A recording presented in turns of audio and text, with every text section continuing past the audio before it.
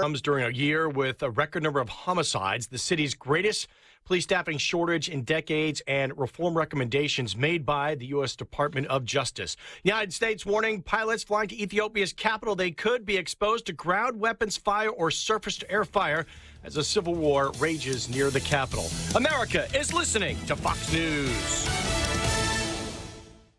I struggled with symptoms like frequent gas and stomach pain for years. I was bloated all the time with daily diarrhea. At first, I thought it was what I was eating. I kept thinking it was stomach issues. So I did my research and talked to my doctor, and we finally uncovered the truth. It was actually EPI. Exocrine pancreatic insufficiency, or EPI, is a condition where your pancreas is unable to help break down your food. It can lead to symptoms like diarrhea, gas, bloating, stomach pain, unexplained weight loss, and oily stools. And EPI symptoms can be confused with those of other common digestive conditions, like irritable bowel syndrome, Crohn's, and celiac disease. So getting to the right diagnosis meant being more open with my doctor about the severity of my symptoms and how often they were happening. But there's good news. EPI is manageable, so don't wait any longer. Use the symptom checker at identifyepi.com and schedule a visit or call with your doctor to ask, could I have EPI? Sponsored by AbbVie. And now, award-winning news coverage with Brian Hauswirth on 93.9 The Eagle and 93.9theeagle.com. 93.9 The Eagle News Time with Robinson's Cleaners. Robinson saves you time. It is 6:03:36 right now in Columbia. We're expecting a high today of only 47 degrees. Clear skies tonight with a low near 26. And tomorrow, a little warmer, sunny, and a high of 50 degrees. Good morning, everyone. Here's some of the stories we are working on for you this morning. The UM Board of Curators will be meeting here in about 2 hours in St. Louis. They'll be discussing the president's vaccine mandate and numerous other agenda items. Curators will be considering a proposed resolution regarding the presidential mandate. If approved, it would require all University of Missouri employees to comply with vaccine and masking requirements unless they have an exemption. Exemptions include sincerely held religious beliefs, medical reasons as well. The board will also present resolutions to former curators John Sunvold of Columbia and also David Steelman of Raleigh. And that meeting will take place today at 8 o'clock, and that will go all day today at the University of Missouri St. Louis. Meantime, a man from southwest Missouri's Ozarks is heading to federal prison for threatening two Democratic members of Congress. One of those members represents parts of central Missouri. 63-year-old Kenneth Huber of Marionville is sentenced for threatening Congressman Emanuel Cleaver of Missouri and Congressman Stephen Cohen of Tennessee. Huber called Cleaver's office in Independence in January and called Cleaver a racial slur and suggested putting a noose around his neck. He'd called Cohen's office in Washington in May of 2019 and threatened to put a noose around his neck and drag him behind a pickup. John Marsh, 93.9 The Eagle. Meantime, newly released court documents in a gruesome southwest Missouri kidnapping and murder show that the victim was dismembered and that her human flesh was later placed in the suspect's freezer. Two suspects from Lebanon, James Phelps, Timothy Norton, are charged with first-degree murder and kidnapping this morning. Dallas County Sheriff's deputies' probable cause statement says Norton has confessed to the FBI that he and Phelps killed Cassidy Rainwater. The court documents say after she was killed, she was later placed in a cage and dismembered. Investigators have found text messages from the two suspects where they planned the murder. Norton also has ties to Wright City, which is in the Warrenton area. Columbia police asking you to stop delivery of mail and newspapers if you're traveling during Thanksgiving week, and also to leave exterior and interior lights on. CPD detectives say there were at least 19 burglaries in Columbia during Thanksgiving week in 2020. Detectives also urge you to not announce your absence or travel on social media sites. Burglars can see those. Columbia police asking citizens to report all suspicious activity. A Southwest Missouri congressman who is running for the U.S. Senate was in Florida earlier in the week at Mar-a-Lago trying to get the endorsement of former President Donald Trump. Congressman Billy Long is seeking the endorsement of Mr. Trump in the GOP primary in August. Kellyanne Conway was there with me. She's my senior advisor, and we were most definitely talking to him about the Senate race and encouraging him to get involved, to endorse in the race. Congressman Long tells Wake Up Columbia the former president told him there are 2 Senate primary candidates he will not endorse. Long declined to name those 2 candidates. Candidate filing for the race will start in February. In citing his aging parents' health, the mayor of Ashland, Richard Sullivan, announcing that he will not seek re-election in April. Mayor Sullivan announcing his decision at this week's board meeting. He says his aging father rightly deserves more of his time as he struggles with health issues.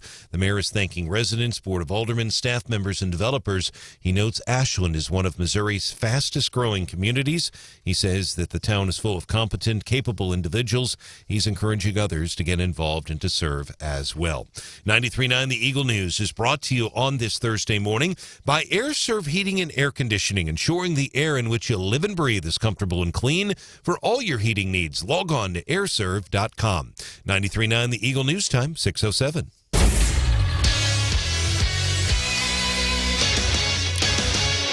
In sports, the Mizzou Tiger men's basketball team back at Norm Stewart Court here in Columbia tonight. Northern Illinois is the opponent. The Huskies, pretty good basketball team. Tip-off is set for 7 o'clock tonight. Pre-game coverage on Zimmer Station, KTGR.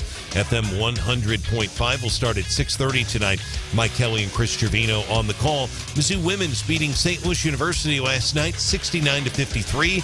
Mizzou is now 3-0 for the first time since 2015. Our sports is brought to you on this Thursday morning by the folks at Club Car Wash. Visit clubcarwash.com. Find a location near you. Our news time, 6:08.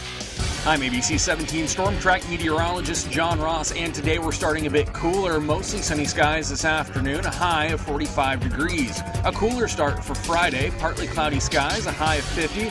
Saturday, we're a little bit warmer, partly cloudy, high of 57. Sunday, partly cloudy skies stick around, a chance for showers, though, with a high in the mid-50s. I'm meteorologist John Ross, and that's your ABC 17 Storm Track forecast on Hot Talk and Breaking News, 93.9 The Eagle. 36 degrees right now in Columbia. Eagle Eye Traffic. Also want to note that Club Car Wash was our weather sponsor there. Clubcarwash.com. Find a location near you. Traffic check now. MidmoHires.com. Local companies looking for local people. Visit MidmoHires.com to find a job. Post your job opening today. Roads right now fairly quiet here in mid-Missouri right now. If you want to report a traffic issue, give us a call or a text 573-874-9390.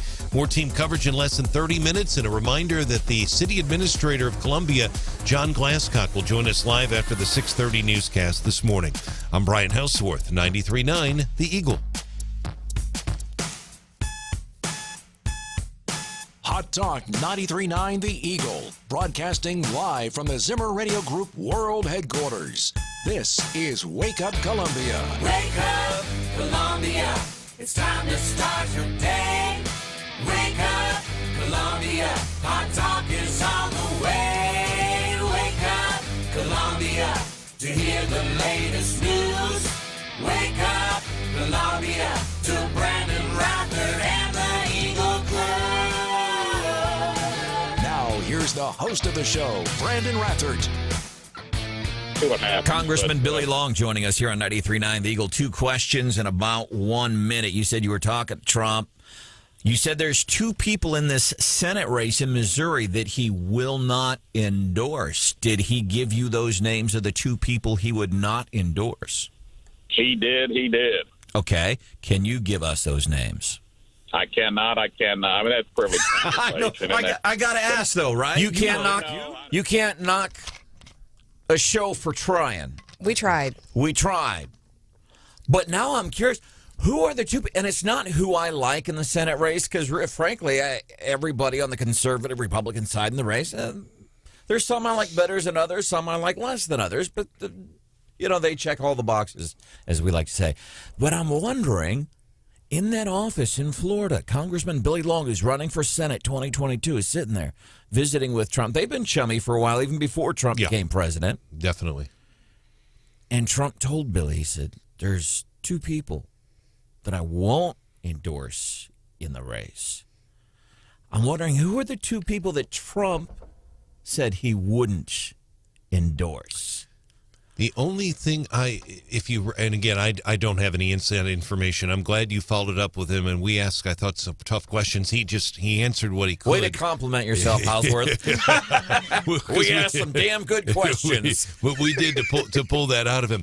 But right before that bite, Branden, he made a comment that he said there were candidates in the race. I'm paraphrasing, but you'll recall this. He said there were candidates in the race that are going around saying they're pro-Trump, when all that not long ago, he says some of them were making disparaging remarks about the former president. Now, he didn't elaborate, and I don't know who he's referring to there. So I don't know if that's connected to it or if it has to do with electability. He was vague. He was very vague. Yeah, so my thoughts on who I would think, like, Trump, what the parameters are for Trump getting a Trump endorsement. I mean, Trump likes winning. We know that. So he wants someone who can win. I think. And so I think maybe that's a knock against Greitens, only in that I think what we've heard from Democrats is that they would like him to be the candidate because they think he has enough baggage that they can, do better against him. So that could be, one. The other thing I think we know, so he loves winning, but he hates rhinos, right? So that's his big thing. He wants somebody who's, all conservative all the time. So in Trump's mind, who is the rhino? And I don't know. The only other thing on winning, I mean, McCloskey's my next question to you is name names. Right? And I don't know who that is. I mean, the other thing on the winning is McCloskey's polling numbers are so low. Like, I don't know that he's ever broken, 5%. And so I'm wondering if he's thinking that as well, like he just can't win. But I assume there's somebody in Trump's mind who he thinks, who's made a disparaging remark about him, who he feels like didn't back him up. And, he takes that stuff personally. I like those parameters. Trump, he's going to endorse somebody that could win. I like that. And then who of these folks? So who do we have? Congresswoman Hartzler. We have Congressman Billy Long. We have Eric Greitens. Attorney General Schmidt. Eric Schmidt. Help me out. Senate President Pro Tem Dave Schatz is in the race too now, although he just got in. I don't know that the former president knew that Schatz was even in the race because that just happened. He may not have known he was in the race at the time. Billy Long, as a matter of fact, made the news yesterday here on the show. Just it was, I think, 24 hours after he was hanging out with Trump. Billy, the congressman, chose to come on to 93.9 The Eagle and talk about that. So if you think about those names, who is the most rhino-ish? 874-9390. Just attach whatever. I'm just curious, who is it that Trump wouldn't endorse? Mark McCloskey. And not because of dislike or anything, but yeah, Mark McCloskey's fun. And he's got some good, solid beliefs. Maybe are we still in the mood for electing somebody who doesn't have a whole lot of political chops, is going to hang their hat on the business acumen and the incident last year? Yeah, that was my only other thing. I hesitate that he would say that about McCloskey, only in that McCloskey's an outsider, and Trump's all about kind of like outsider, like non-establishment people. So is there somebody who he, kind of feels is more establishment, and he would be in support of the more outsider candidates, which Mark McCloskey would be? I'll say this. I'm on board with the, and you can criticize me if you want. I'll take it. I like the fun aspect of Mark McCloskey. By the way, Dave Schatz, what do we know about this guy? Brian Hauswirth knows a little bit. I want to not introduce you to the guy, but kind of give you a feel. Brian Hauswirth has had some dealings with him over the years. This is one of the reasons I like Mark McCloskey. Christopher Arps was talking about McCloskey always wears those polo shirts, but it has the big, giant polo on it. Like if you're watching on YouTube this morning, which you can do, go to YouTube, search 93.9 The Eagle Live. You can watch every morning. You can watch Stephanie and Brian and Hannah, the producer. You can watch us. And you put it up on your smart TV. You run around the house, get ready. You can hear all the local news and stuff. But you'll see Brian sporting a Purdue University broadcast shirt because Brian does a lot of work for college sports teams nationwide, by the way. But he's got a big old P. Yes, Purdue. There. The shirts that Mark McCloskey wears, the polos he wears, you've seen those polos? Yeah, I've seen them. And Christopher Arps said that was a point of contention for him, our St. Louis, our Missouri-based political consultant. So he dared us to ask Mark about that, and we did. When you're campaigning, and I've noticed this every time I see you, you're wearing a polo shirt much like I'm wearing this morning, incidentally. But you wear it you do the big giant polo. It looks silly, man. It's just symbolism, man. It's me driving the ball forward by swinging a big stick, okay? Notice the only person giggling there, incidentally, just an offhand comment, was one Mrs. Bell. But I love the answer, by the way, because it showed he's got some spunk and a little bit of a sense of humor and a little bit of that in your face. I was a little bit shocked. A little bit shocked. What do we know about Dave Schatz, who just announced earlier this week he is running for Senate? Yeah. I'm even getting, between the 4th Congressional District, and I like to think I stay on top of these things. And you do. I'm starting to get a little confused about who's in what race. But what do you know about Dave Schatz? To me, and I covered him for several years, he was elected to the Senate in 2014, so he's been president pro tem for about 3 years. But two main issues he's passionate, for lack of a better term, he's definitely a conservative Republican, more on the moderate wing, if there is such a wing in the Missouri Senate, because he's got the conservative caucus that he has to deal with and also the Democrats. But his two issues that he's really been passionate about, number one, roads and transportation. He's the one that almost single-handedly got the gas tax through because the governor wanted it. Had Schatz not pushed for that, I don't think it would have gone through. So that is a huge, huge issue for him. He's taken some heat from some on the right. The other issue that is a big issue is illegal gambling. He has alleged on the Senate floor, and this is documented, Branden, I went to all the hearings by the Highway Patrol and also by the Gaming Commission, that there are illegal slot machines up and down the I-44 corridor. And this is documented, and there's a case out of Platte County that will likely go to the Supreme Court. But he will almost certainly, if we have him on again, we'll ask him file a bill to get rid of those slot machines that are up and down. The casinos want them out. The Highway Patrol wants them out.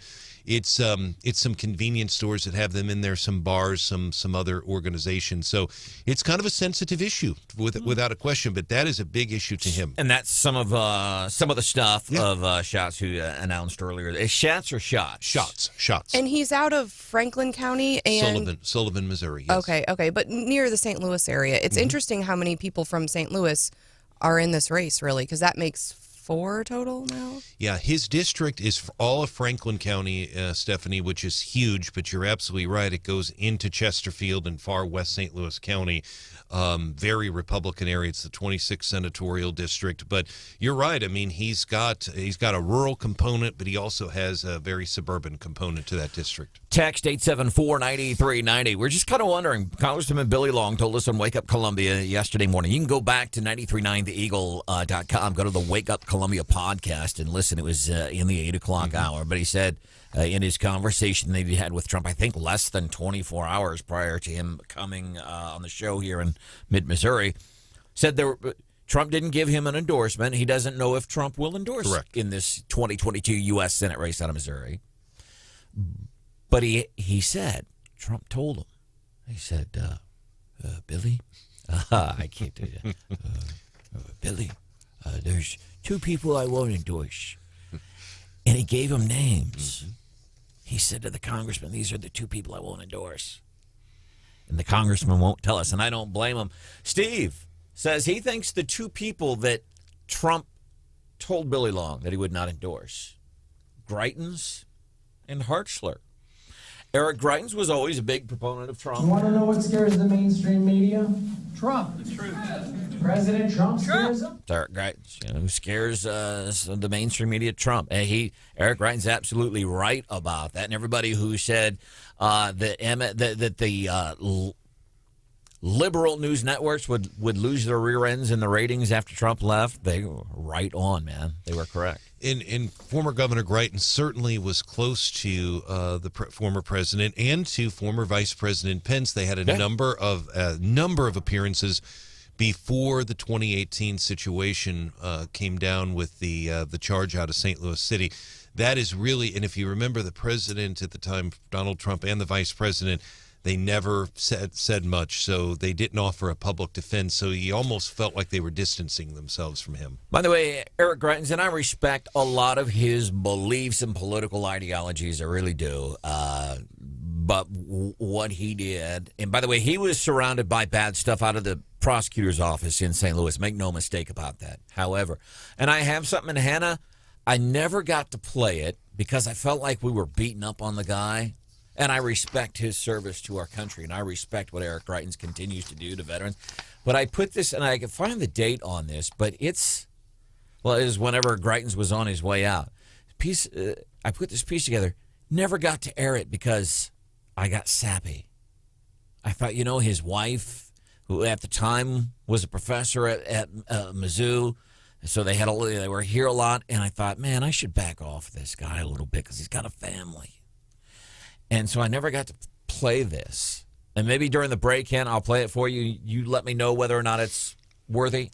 Sure. All right, we'll do that. It's Wake Up Columbia. Stephanie Bell, Brian Hauswirth. Good morning. Hannah, the producer. I'm Branden Rathert. Daily DC Rundown coming up. 6:26. What do you have for us this morning, Stephanie? More from the international stage. We're trying to repair relationships, but people refuse to even share a stage with us. Oh, God. How crazy is that?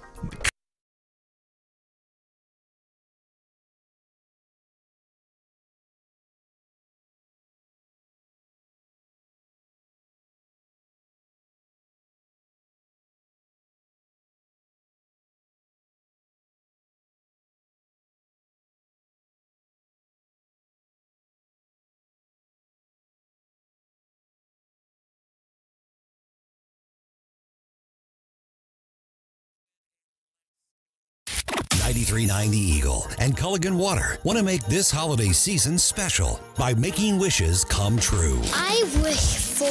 Share the story of a child, friend, family member, coworker who maybe needs a little help. This year, I'm wishing for... Or even someone who goes above and beyond to help others. I want to make sure my babies have a wonderful Christmas. God bless you. Merry Christmas to you and your family. Tell us your wish at 939theeagle.com.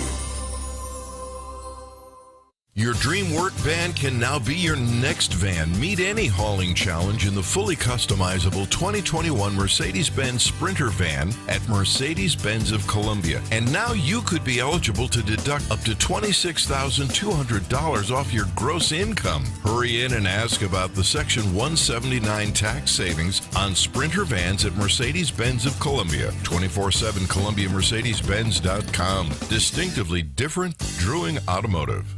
Turkey Day is almost here. Whether you'll be hosting for a lot or a little, you'll need to make sure your home's foundation is safe and healthy. You'd probably much rather smell delicious food than a wet, moldy basement or crawl space. Both are signs of structural issues in your home. These odors are hazardous, and mold can aggravate and even lead to asthma and allergies. Foundation Recovery Systems can help fix these problems with financing options available to fit your budget. Go to FoundationRecoverySystems.com and schedule a free inspection. Foundation Recovery Systems. There's a reason we've been around for so long. This is Mike Atkinson, owner of the Candy Factory. The Christmas season is a great time to express appreciation to your clientele and those who make your business world successful. If you need to buy gifts for one person or for a whole office full of people, the Candy Factory can easily customize a chocolate gift to meet your needs.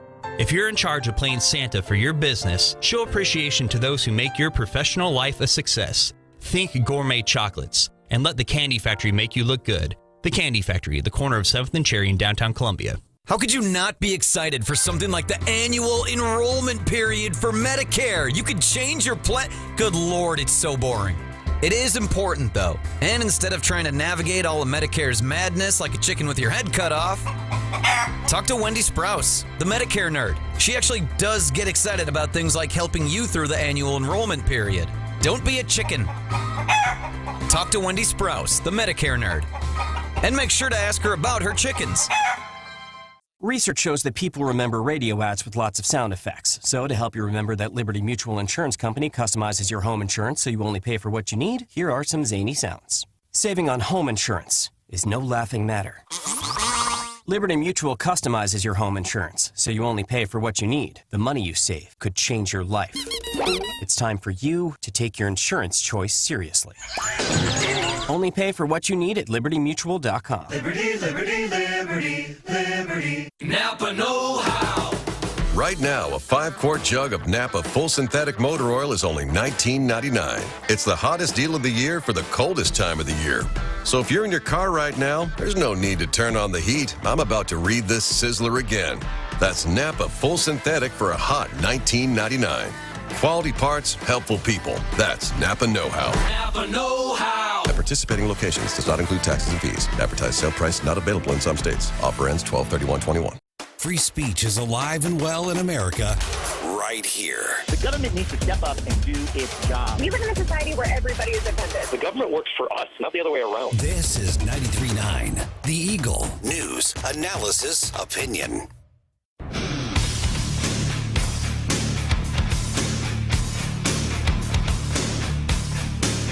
Hi, this is Henry, and I'm Brandon's dad. My favorite show on 93.9 The Eagle is The Gary Nolan Show.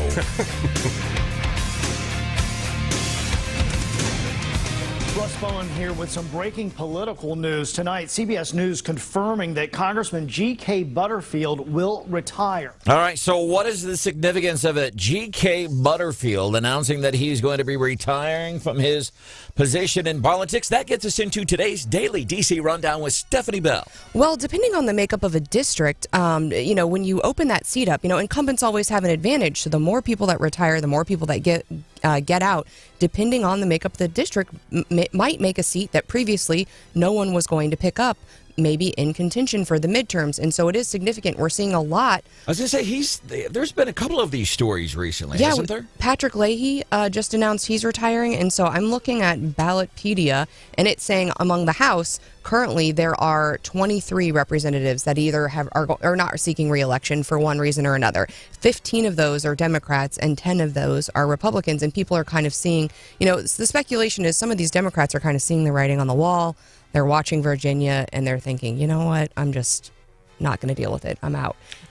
By the way, where's this G.K. Butterfield? He was like from a southern state. When I found out where he was from, I'm like, yep, with a name like G.K. Butterfield, of course that's the state where you come from. North Carolina? Of course. Yes. G.K. Butterfield. It's a good name. So we're on the international stage, too. So Biden, I think, is meeting today at the White House, in-person meeting, not a Zoom, with Canada and Mexico.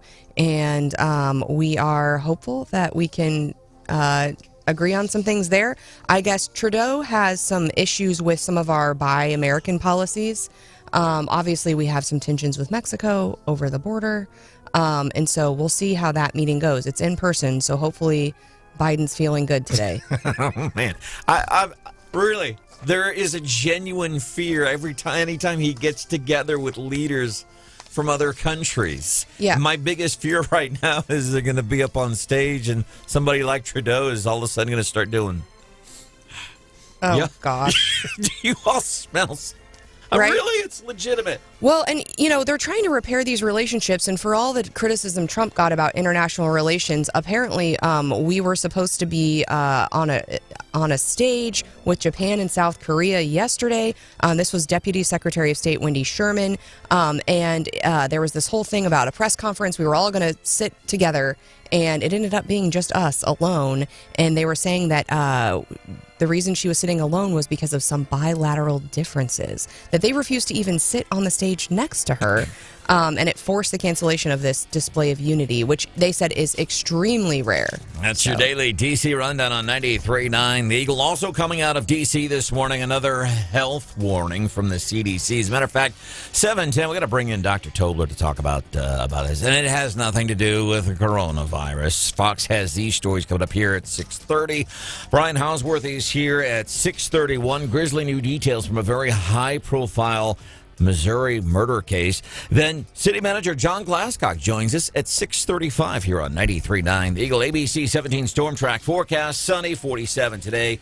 50 tomorrow. Partly sunny. Highs close to 60 over the weekend. Right now, 37. Stop by Club Car Wash. Get an unlimited membership, $20 a month. More details, clubcarwash.com. You can find a location that's nearest you.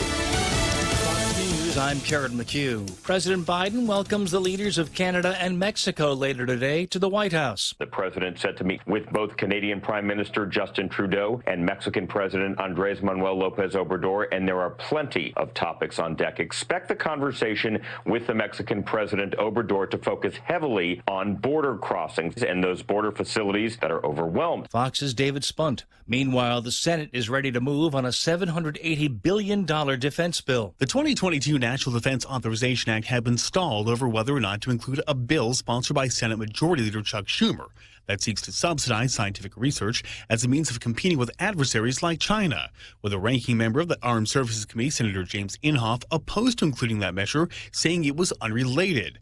Now, congressional leaders say it will be taken up separately. Fox's Sean Langell. America is listening to Fox News.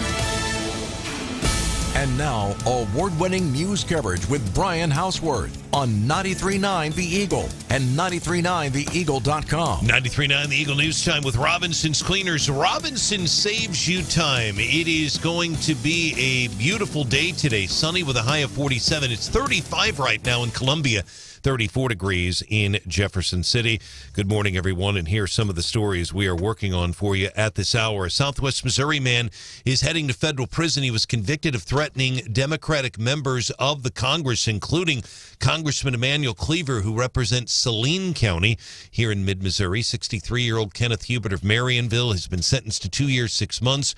He's pleaded guilty to 2 counts of threatening to injure federal officials. The other congressman was a Democrat from the state of Tennessee, Congressman Cohen. Meantime, 2 men from southwest Missouri's Lebanon now charged with first-degree murder, a gruesome case that has drawn national attention.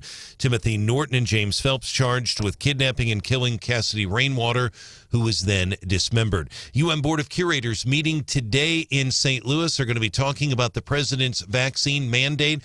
They'll also be presenting resolutions to 2 former curators, John Sunvold of Columbia, David Steelman, who is from the Rolla area. Columbia Police urging you to keep your exterior and interior lights on during Thanksgiving week, and also to lock all of your doors and windows. Police say there were 19 burglaries in Columbia during Thanksgiving week last year. And there's a story out that's just been posted in the Columbia Missourian. It shows emails from MU leaders. The story says that there was a chaotic 28 hours after the fraternity alcohol overdose and student protests. The article also indicates that the student with the alcohol poisoning is now in serious condition at University Hospital in Columbia. Again, that story posted in the last half an hour by the Columbia Missourian. 93.9 The Eagle News Time, 6:33.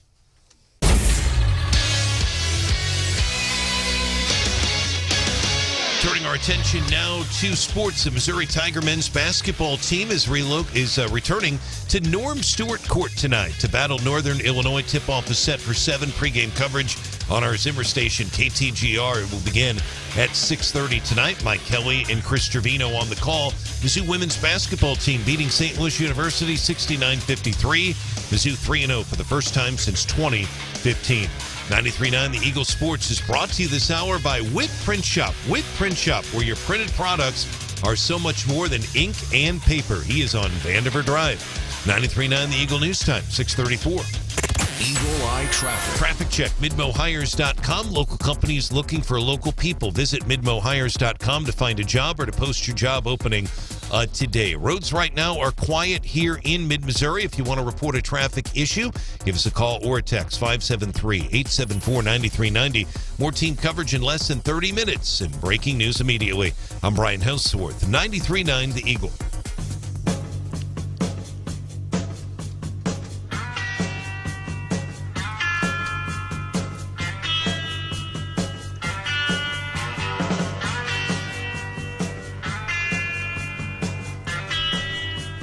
Mr. Glascock, people in Columbia are pretty fired up about trash. What's been your experience when you bump into these folks on the street? No, they're pretty respectful, about that. But I do get it on the street sometimes when I go to the grocery store or something like that. City Manager John Glascock, some time ago here on the show, start with the same question. He's joining us in studio on Wake Up Columbia on 93.9 The Eagle. You still hear about trash, and what's the buzz you get? Do people, like you're at Schnucks and people come up and, John, you're the trash in the fall pickup, they start poking you in the chest still? Well, No, I wouldn't say poking me in the chest. No, but you do get to talk about it. I mean, people are used to one way, and you change it to a completely different system. Yeah, it change is hard, but it's died down over the last 6 months. It's not until we talk about it this morning here on the Eagle, right? Until you bring it up. Yeah. Well, here's why I bring it up, because it was kind of a thing a couple of weeks ago or a couple of months ago. It seems almost. Oh my gosh, what are we going to do about fall pickup? Yeah. And I saw a squirrel, and my attention got diverted to a bunch of other things. Listener Susan sent a text yesterday and said, "Hey, do you know?" And I'm like, "I don't."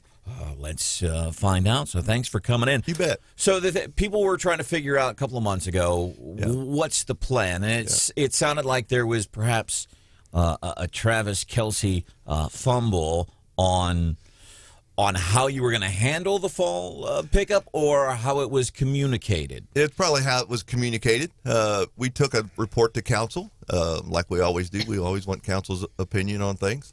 And so in order for us to pick up fall leaves, we were going to have to stop picking up probably recycling for that week and have it taken to the drop-off center so we could pick up. We just don't have the staff to do everything we need. Everybody wants us to do, and that's why we went to the system we have. And so we took it to council. Council heard our report, which told us we would have to not do recycling for those weeks that we were picking up leaves. And there was some public comment that said, "Hey, leaves are good for the yard. Just mulch them up, let them lay." You know, and so those folks were there, made that point, and as often happens, council doesn't take an action on the report that we brought, and so that happens there. It happens like when we changed the name of the airport or whatever. They just accept the report, no action was taken, and so that's probably on us that we didn't communicate it well. That council didn't take action, so we're not doing the leaf pickup. What I would recommend is they take them. Bag them up, take them down to Cape and Park like they do yard waste or limbs and those things, and dump them off there. There's also one at Parkside, I believe, as well. So, all right, City Manager John Glascock joining us on 93.9 The Eagle. Stephanie Bell, Brian Hauswirth, Hannah, the producer. I'm Branden Rathert. I'm going to, when you leave, because, by the way, you're a short timer with 2 months. The city. Yeah, not in life, just with your position. Going to go have some fun. With the city. I want to ask you, if you're counting down the days. So the fall pickup, you feel like there's just the communication could have been handled better. And here's one of the things, the argument, leave the mulch in the grass and it's good for the yard. And that's true. And I know that I did lawn maintenance working my way through Southeast Missouri State University. That's true. But I'd say to that, well, then leave your stuff in the yard. That's fine. Don't. If the city works out something to pick up the stuff, then don't break up your leaves and don't put them out.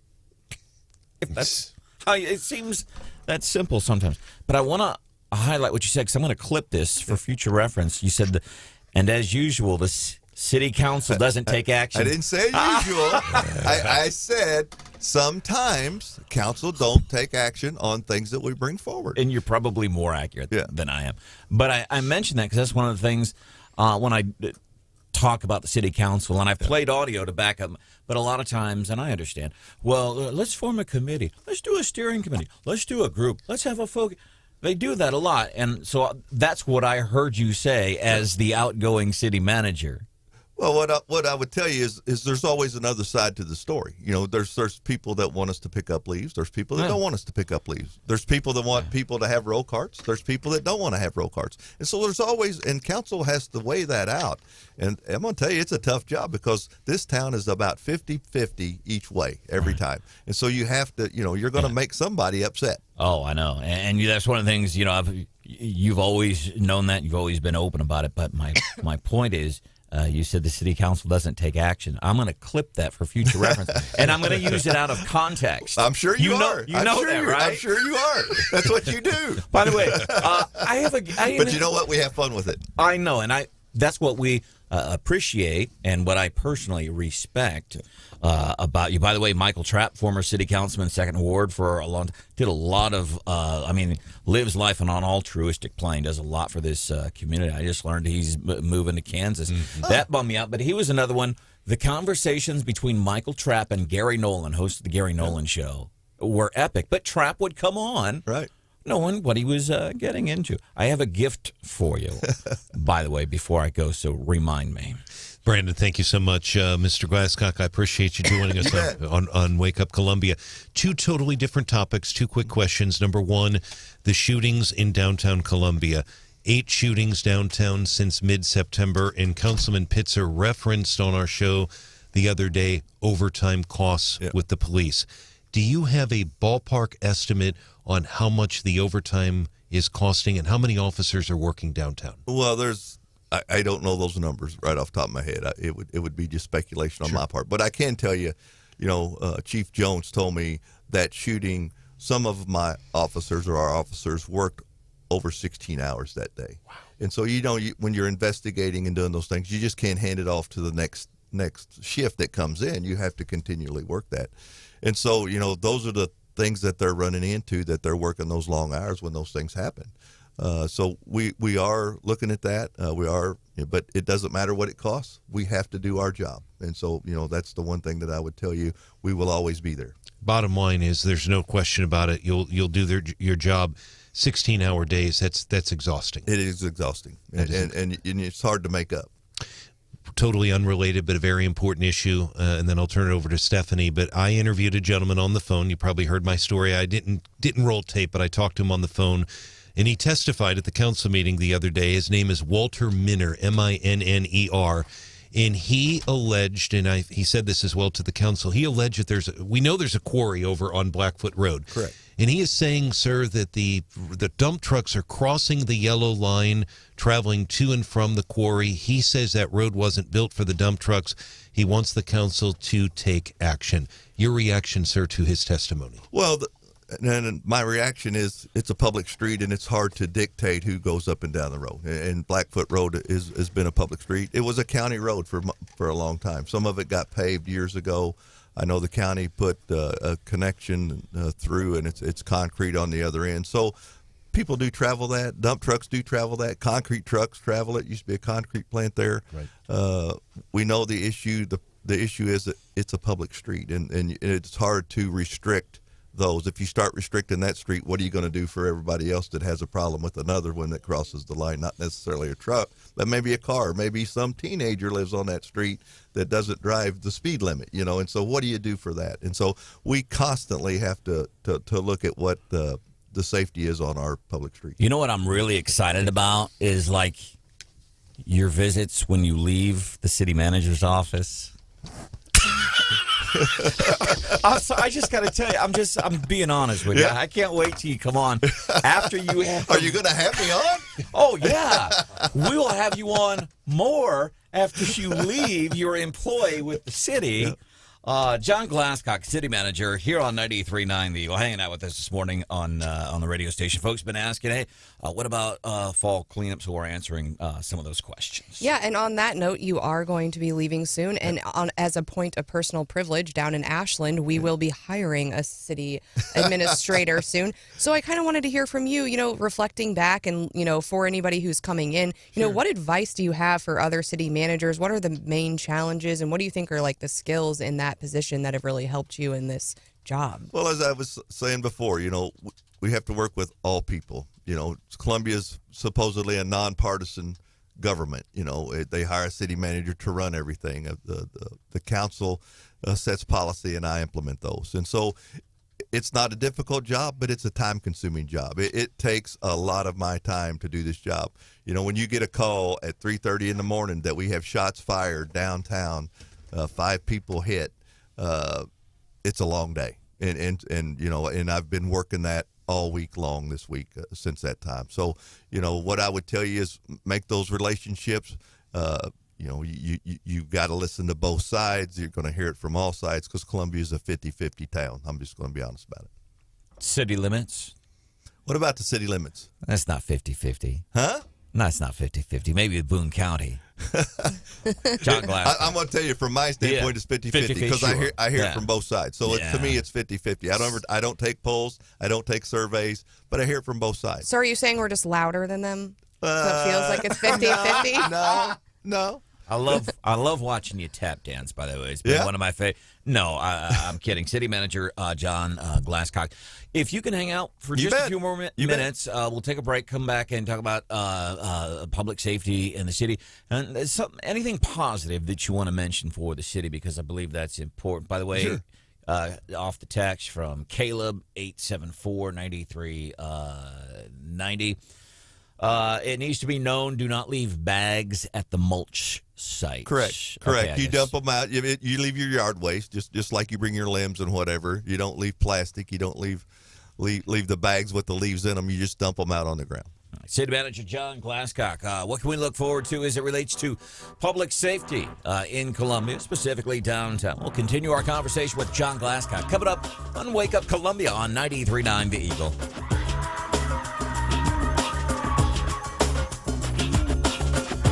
Good morning, I'm Branden Rathert for the Mid-Missouri Better Business Bureau. Later this morning, Michelle Gleba from the Mid-Missouri Better Business Bureau is going to be hanging out with us. And there's something we got to, I know it's not even Thanksgiving yet, but already, what's the hottest toy this year? And am I going to be able to get it? You know, supply chain issues and all that stuff. She's going to be joining us 8:35 this morning because there are some tips to avoid scams. And we've seen how passionate over the years people get for whatever the hot item of the year is. Scams are included in that. People will try to scam you. So we'll learn more about that with Michelle Gleba from the Mid-Missouri Better Business Bureau. Meanwhile, go to the website, bbb.org. There is something wrong with the president. Sean Hannity. Flipping and flopping, mumbling and bumbling. Hannity. This is something America is going to have to deal with. The Sean Hannity Show. Weekdays at 2 on 93.9 The Eagle. What is your favorite time of year? Fall? Pretty leaves, trees, cozy campfires, and pumpkin spice? No. Thanksgiving for football, food, and family? Nah. What about Christmas? Shopping, sweet treats, and presents? Nope. It's deer season. And the most magical place you can be for deer season is Powderhorn Guns and Archery. They've got everything, and they're powered by people who love to hunt, which means you'll get the advice and help you need just before you land that big buck. Perfection at point-blank range. Powderhorn Guns and Archery. If you've got a bug or you got a problem, you call Steve. That's the end of the problem. This is Coach Norm Stewart, so you should probably listen to what he has to say about Steve's pest control. I think when you look at the population, most of us fall into a category. There's a few people that are very gifted in certain areas, and there are people that are gifted, but they are better at perseverance. Steve is one of those people. He's gifted, but he also perseveres. And that's why he's been so successful. And if you call him and you're dealing with him, you know everything's going to be on the up and up. Yeah, Steve can take care of everything from mice to spiders and wasps. And you know what? Again, this year, we're going to have to take care of the Jayhawks. So that's the one you better watch out for. This is Steve with Steve's Pest Control. We're going to solve your pest problems. I guarantee it.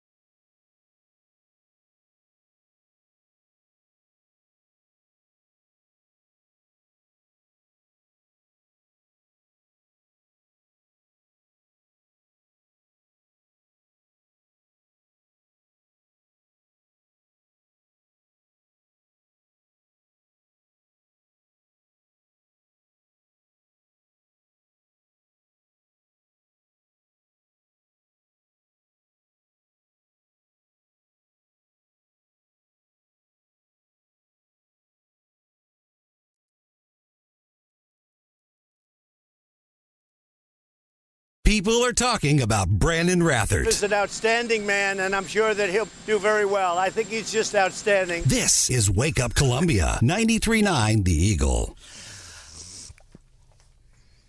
One of the reasons you got to be watching on YouTube, search 93.9 The Eagle Live, the behind-the-scene things that take place during Wake Up Columbia on 93.9 The Eagle. I don't know if the camera would have got it, but a great moment here. Our station voice guy about people are talking about Branden Rathert, and it's Trump going, he's outstanding, he'll do good work. The reaction on City Manager John Glascock's face. You were smirking. What were you thinking? I was thinking, man, they couldn't be further from the truth. Nice work. And I love that I can say that on here. You know, we can have fun. So, Branden, you're great. City Manager John Glascock is with us. Stephanie Pell, Brian Hauswirth, Hannah, the producer. We have a gift for you. I asked Hannah, the producer, as I do with all things. Sure. I asked Hannah, the producer, first. Hey, we should give this. And I'm glad she said this because it's near and dear to me. And I'm thinking maybe we'll get you one later because we could go to D Sport Graphics in downtown Columbia and get this made. So we might hold on to this. All right. Depending on what Hannah's guidance is. What do you think we should do here? I don't know. I'm still undecided. I know. Hannah's got me thinking. I was going to give it to you, but I think we're going to keep it now. All right. Downtown Columbia, a lot of folks, we talk about our downtown businesses like D Sport Graphics and all these these other folks that we love and hold dear to our hearts because they're important. Safety is obviously a thing. Absolutely. What's the city doing here in about 3 minutes? So we're putting in brighter lighting downtown in the bar area, such as, you know, where our parking garages are on 5th Street. We're going downtown, putting in lighting downtown next to 10th and HIT down on Broadway. We're also having businesses reach out to us saying, hey, we have this open storefront. Really? Which is on, I believe it's 10th and Broadway on the northeast corner where Domenici's Pizza used to be. Hey, would you like to use this as a police substation? And I know we're working with that owner to do that. And so, you know, it's right in the middle of some of the problem areas that we're having downtown. And so it's a lot of community support. And so, you know, for the police department, we really appreciate it. And, you know, it's not just a police problem. This is a community problem. And people are really stepping forward, trying to help us. I get really excited when I hear stuff like that, and I'm being completely serious because I'm always probably to the point people get tired of hearing it. But there's people like Demetrius Woods. I know you're familiar with his story. He's doing stuff. He's getting involved in the community, and there's hundreds of other folks locally that do that. But a small business owner say, okay, we have a public safety issue downtown. What can we do to help? Do I call my local radio station and complain about it? Or what can I do? So I always appreciate that. Before we let you go here, anything else you want to add? Anything happening with the city? Something we might want to know? Something positive? Well, the positive thing is the economic engine of the city is in fantastic shape. We are experiencing 10% sales tax growth over last year. And last year was flat. It wasn't down. It was flat. But this year it's up 10%. And so, you know, the city coffers are doing well. And I just want to point to everybody, you know, we're not in that bad a shape. All right. And so if we get a close-up on this, Hannah, here was the gift that we are going to give you. I'm going to take, as I often do, Hannah's advice on this. And I'll put this up to the camera in case you're watching on the Wake Up Columbia Facebook page or on our 93.9 The Eagle YouTube channel live. And I cannot, for the life of me, I can't remember. And it may have been a gift from D Sport Graphics. It is a miniature roll cart. Awesome. And it says, legalize roll carts. And we wanted to give that to you. Appreciate it. But I think we won't. All right. I think we'll wait until you're on the way out from office and get you. I'll do it. I'll do it. City Manager John Glascock here on 93.9 The Eagle. As always, thanks for coming in. Thanks for having me. And thanks for, promoting the city and what you do. I know, there's a lot of stuff we don't agree on, but you know what? There's a lot of stuff we do agree on. And I think the bigger picture thing that we've always agreed on is we want Columbia to do well. We just have different ideas on how to get there. Exactly, and that's what makes Columbia great. And thank you very much. Any parting shots, by the way? You have. No. Hey, you have my number. You know how to get a hold of me if you need something. John Glascock, you bet. City Manager. It's time for the Doment of the Day with Branden Rathert on 93.9 The Eagle. Your Doment of the Day. Dumb people in the news doing dumb things. Sometimes just some really interesting stuff. We're featuring an NFL quarterback's wife. Listen, sometimes you got to improvise. Sometimes you got to go with whatever is handy. She's at a game. You know, Matthew Stafford, quarterback for the NFL St. Louis Rams. And the Rams-Niners game, somebody was criticizing her husband. The game that she was at, somebody's criticizing her husband. And sometimes we get mad and we do stupid things. And she wanted to hit this person, but not with her hands, so she decided, I'll throw something at this person who's criticizing my husband. Closest thing that this wife of the NFL quarterback, Kelly Stafford is her name. Closest thing she had was a pretzel. She threw a pretzel at the By the way, check out What's Hot with Hannah on the Wake Up Columbia Facebook page. The two people that Trump, who do you think that Trump said he won't endorse in our Senate race?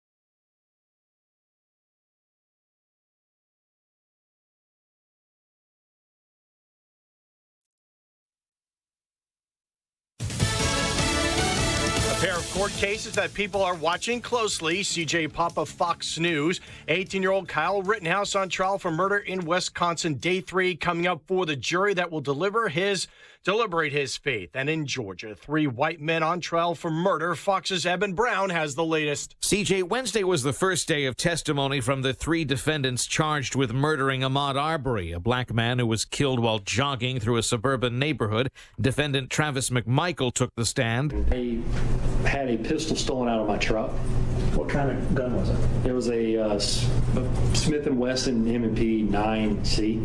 I thought that he was breaking back in and was going to steal some more stuff. McMichael is charged along with his father Gregory and neighbor William Bryan. The 3 are each conducting their own defense. CJ. All right, thanks so much, Evan. The Justice Department delivering $139 million to police departments across the nation. The goal to hire more than 1,000 new officers. This comes as the city officials in Portland, Oregon are using a budget surplus to add more cops as well as help the homeless. For now, OSHA not moving to enforce the president's COVID vaccine mandate, forcing businesses with more than 100 or more employees to make sure their workers are vaccinated. Florida Republican Congressman Michael Walsh talking to Fox News. You were going to have railroads laying off people, ports laying off people. It was just about to take these existing disaster and just pour fuel on the fire. A fresh reading on the job market coming up in about a half hour. The forecast is that 260,000 first-time claims were filed last week, down 7,000 from the previous week to another pandemic low. Continuing claims are expected to have dropped by 40,000 to 2.12 million. America's listening to Fox News. I struggled with symptoms like frequent gas and stomach pain for years. I was bloated all the time with daily diarrhea. At first, I thought it was what I was eating. I kept thinking it was stomach issues. So I did my research and talked to my doctor, and we finally uncovered the truth. It was actually EPI. Exocrine pancreatic insufficiency, or EPI, is a condition where your pancreas is unable to help break down your food. It can lead to symptoms like diarrhea, gas, bloating, stomach pain, unexplained weight loss, and oily stools. And EPI symptoms can be confused with those of other common digestive conditions, like irritable bowel syndrome, Crohn's, and celiac disease. So getting to the right diagnosis meant being more open with my doctor about the severity of my symptoms and how often they were happening. But there's good news. EPI is manageable, so don't wait any longer. Use the symptom checker at identifyepi.com and schedule a visit or call with your doctor to ask, could I have EPI? Sponsored by AbbVie. And now, award-winning news coverage with Brian Hauswirth on 93.9 The Eagle and 93.9theeagle.com. 93.9 The Eagle News Time with Robinson's Cleaners. Robinson saves you time. It is 7:03 right now. Our current temperature is 35 degrees in Columbia. We're expecting a high today of around 47 degrees. Cleared tonight with a low near 26, and tomorrow sunshine and a high of 50 degrees. Good morning, everyone. Here's some of the stories we are working on for you this morning. A sheriff says DNA evidence confirms that remains found on property in Dallas County are those of 33-year-old Cassidy Rainwater, who was reported missing this summer. Her body had been dismembered. The two suspects are charged right now with first-degree murder. We'll have a report a little bit later this hour from Don Luzader with details on the case. They are jailed this morning without bond. The UN Board of Curators will be meeting in about an hour this morning in St. Louis. They'll be discussing President Biden's vaccine mandate and numerous other agenda items. Curators will be considering a proposed resolution regarding the presidential mandate, and the curators also say that if it is approved, it would require all University of Missouri employees to comply with vaccine and masking requirements unless they have an exemption. Exemptions include sincerely held religious beliefs, medical reasons as well. The board will also present resolutions to former curators John Sunvold of Columbia and David Steelman of Rolla today. A man from southwest Missouri's Ozarks is heading to federal prison for threatening two Democratic members of the Congress. 63-year-old Kenneth Huber of Marionville is sentenced for threatening Congressman Emanuel Cleaver of Missouri and Congressman Stephen Cohen of Tennessee. Huber called Cleaver's office in Independence in January and called Cleaver a racial slur and suggested putting a noose around his neck.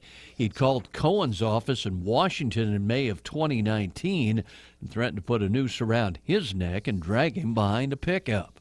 John Marsh, 93.9 The Eagle. Here in Columbia, police are asking you to stop delivery of your mail and also your newspapers if you're traveling during Thanksgiving weekend, to also leave your interior and exterior lights on. The Columbia Police Department says there were at least 19 burglaries in Columbia during Thanksgiving week in 2020. Authorities are also asking you to not announce your absence or travel on social media sites for Thanksgiving. Burglars can see that. Columbia Police are asking you to report all suspicious activity as well. A Southwest Missouri congressman who's seeking the Republican U.S. Senate nomination was in Mar-a-Lago in Florida this week. He met with former President Donald Trump. Springfield Congressman Billy Long is seeking Mr. Trump's endorsement in the primary. Kellyanne Conway was there with me. She's my senior advisor, and we were most definitely talking to him about the Senate race and encouraging him to get involved, to endorse in the race. The congressman tells Wake Up Columbia the former president told him there are two Senate primary candidates in Missouri he will not endorse, but Long declined to name the two. Candidate filing for that race will start in February. In state transportation officials completing a $1.2 million rehab project on an aging bridge on I-70 near Kingdom City. The project led to a lane closure on westbound I-70, along with massive backups. MoDOT says contractors have replaced the bridge's guardrail and expansion joint and have also rehabilitated the bearings. 93.9 The Eagle News is brought to you on this Thursday morning by the Candy Factory. They have the perfect gifts for your employees and customers this holiday season. Anniversaries, birthdays, any day. The Candy Factory, Cherry Street in downtown Columbia. 93.9 The Eagle News Time, 7:06.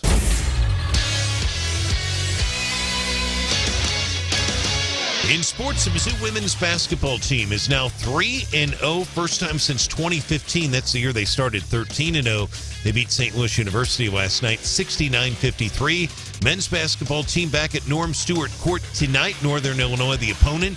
Tip-off 7 o'clock. Our pregame coverage 6:30 on Zimmer Station, KTGR FM 100.5. 93.9 The Eagle Sports is brought to you by Club Car Wash. See details about clubcarwash.com. You can find a location near you.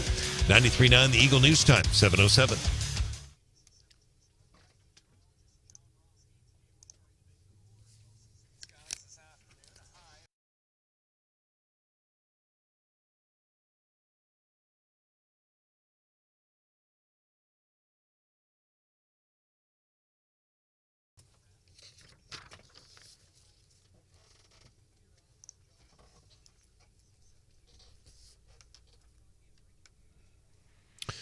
All right, John, thanks. Great to hear your voice, and we appreciate your work this morning. Our weather is brought to you by Club Car Wash. ClubCarWash.com. Find a location near you. 35 degrees.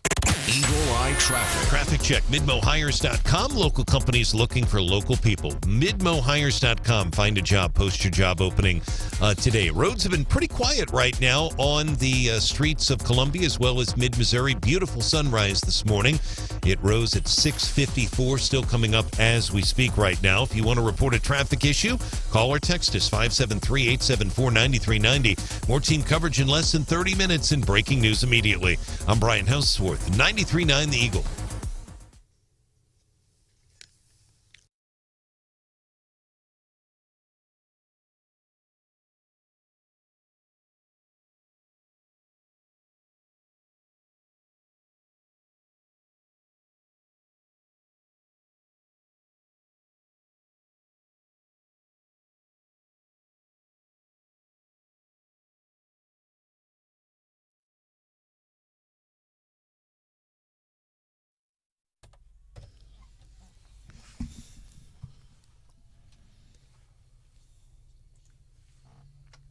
None of you will have your taxes raised.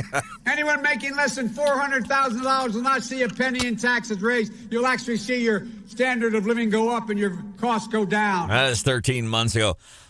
By the way, your chance to win a Let's Go Branden t-shirt from 93.9 The Eagle and D-Sport Graphics. I think we'll do that at 7:45. And if you don't win these, maybe a Christmas gift or something. D-Sport Graphics will customize anything, but if you want a Let's Go Branden shirt, and the shirts that we're giving you a chance to win this morning, coming up 7:45 or so, it's Branden. Let's Go Branden.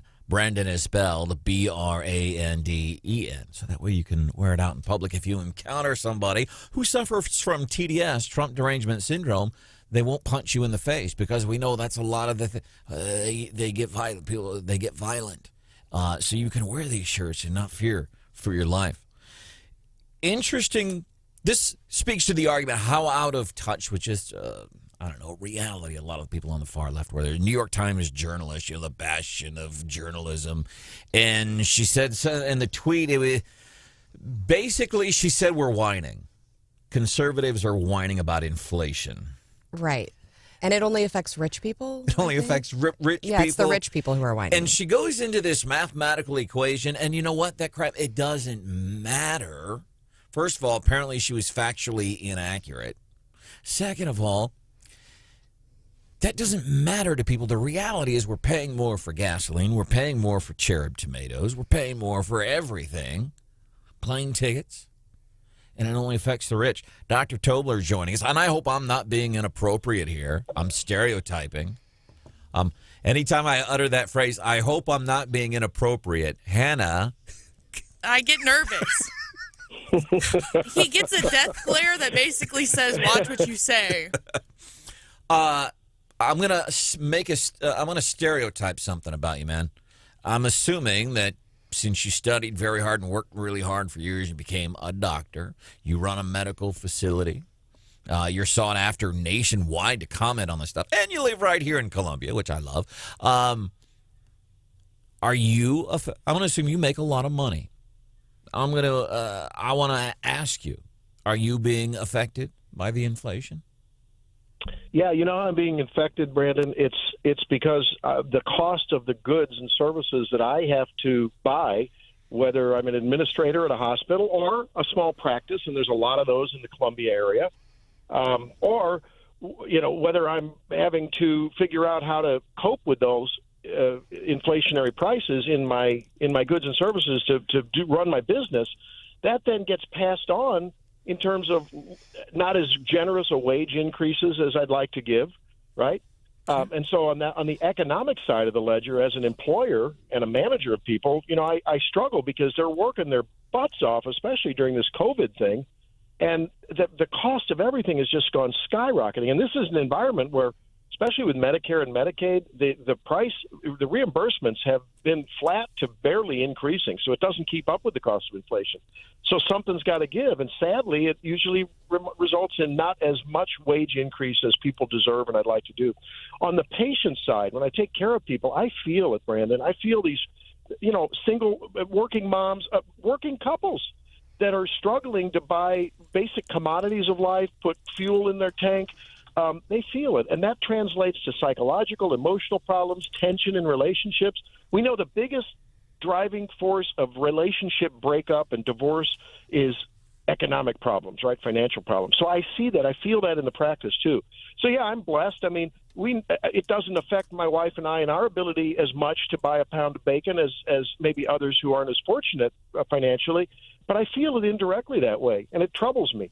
And further, if I wanted to be an investor and a venture capitalist kind of guy, I'm not going to have the means to do that, again, because of the cost of doing business going up, and I can't innovate as much as I'd like to. So that's how it affects, quote, rich people more than you might think. But it's devastating for people that can't afford it without really having it impact them as much on the commodity side. And I don't know if I fault news outlets here or the general consumer. Exactly everything you said in the past 2.5 minutes explaining how, okay, when this affects, let's say, rich people like me, here's what happens. So I can't hire an extra couple of employees or raises that I was going to give to local employees that live here in mid-Missouri and spend money in the community. I can't do that. Meanwhile, I am a businessman. I have to charge something for my goods and services, and the goods that I'm buying that are in my office, they're going up dramatically since January 20th. Well, I'm a good businessman. I've got to pass Biden-inflation cost on to somebody. I'm going to have to pass it along to the patient. The patient comes, sees you, and, well, it's only a few dollars more. It's just a few. It doesn't, well, listen, I'm paying more for gasoline because of Joe and because of the Missouri gas tax. Paying more there. I'm paying more for power. I'm paying more for my cherub tomatoes. I'm paying more for everything. Meanwhile, I am not bringing in more because the people that put money in my bank account twice a month, they, too, are small, local business owners. You see how that works? And I wish, Dr. Tobler, more people would seek this information out or make it available, and more important than that, make it easy to digest. Make it, because we assume that everybody's as smart as we are.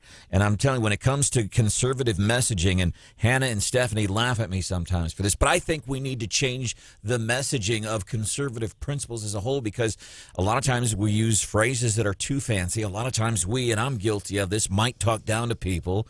As listener Don has kindly pointed out, I use the word assumption too much. He says it via text.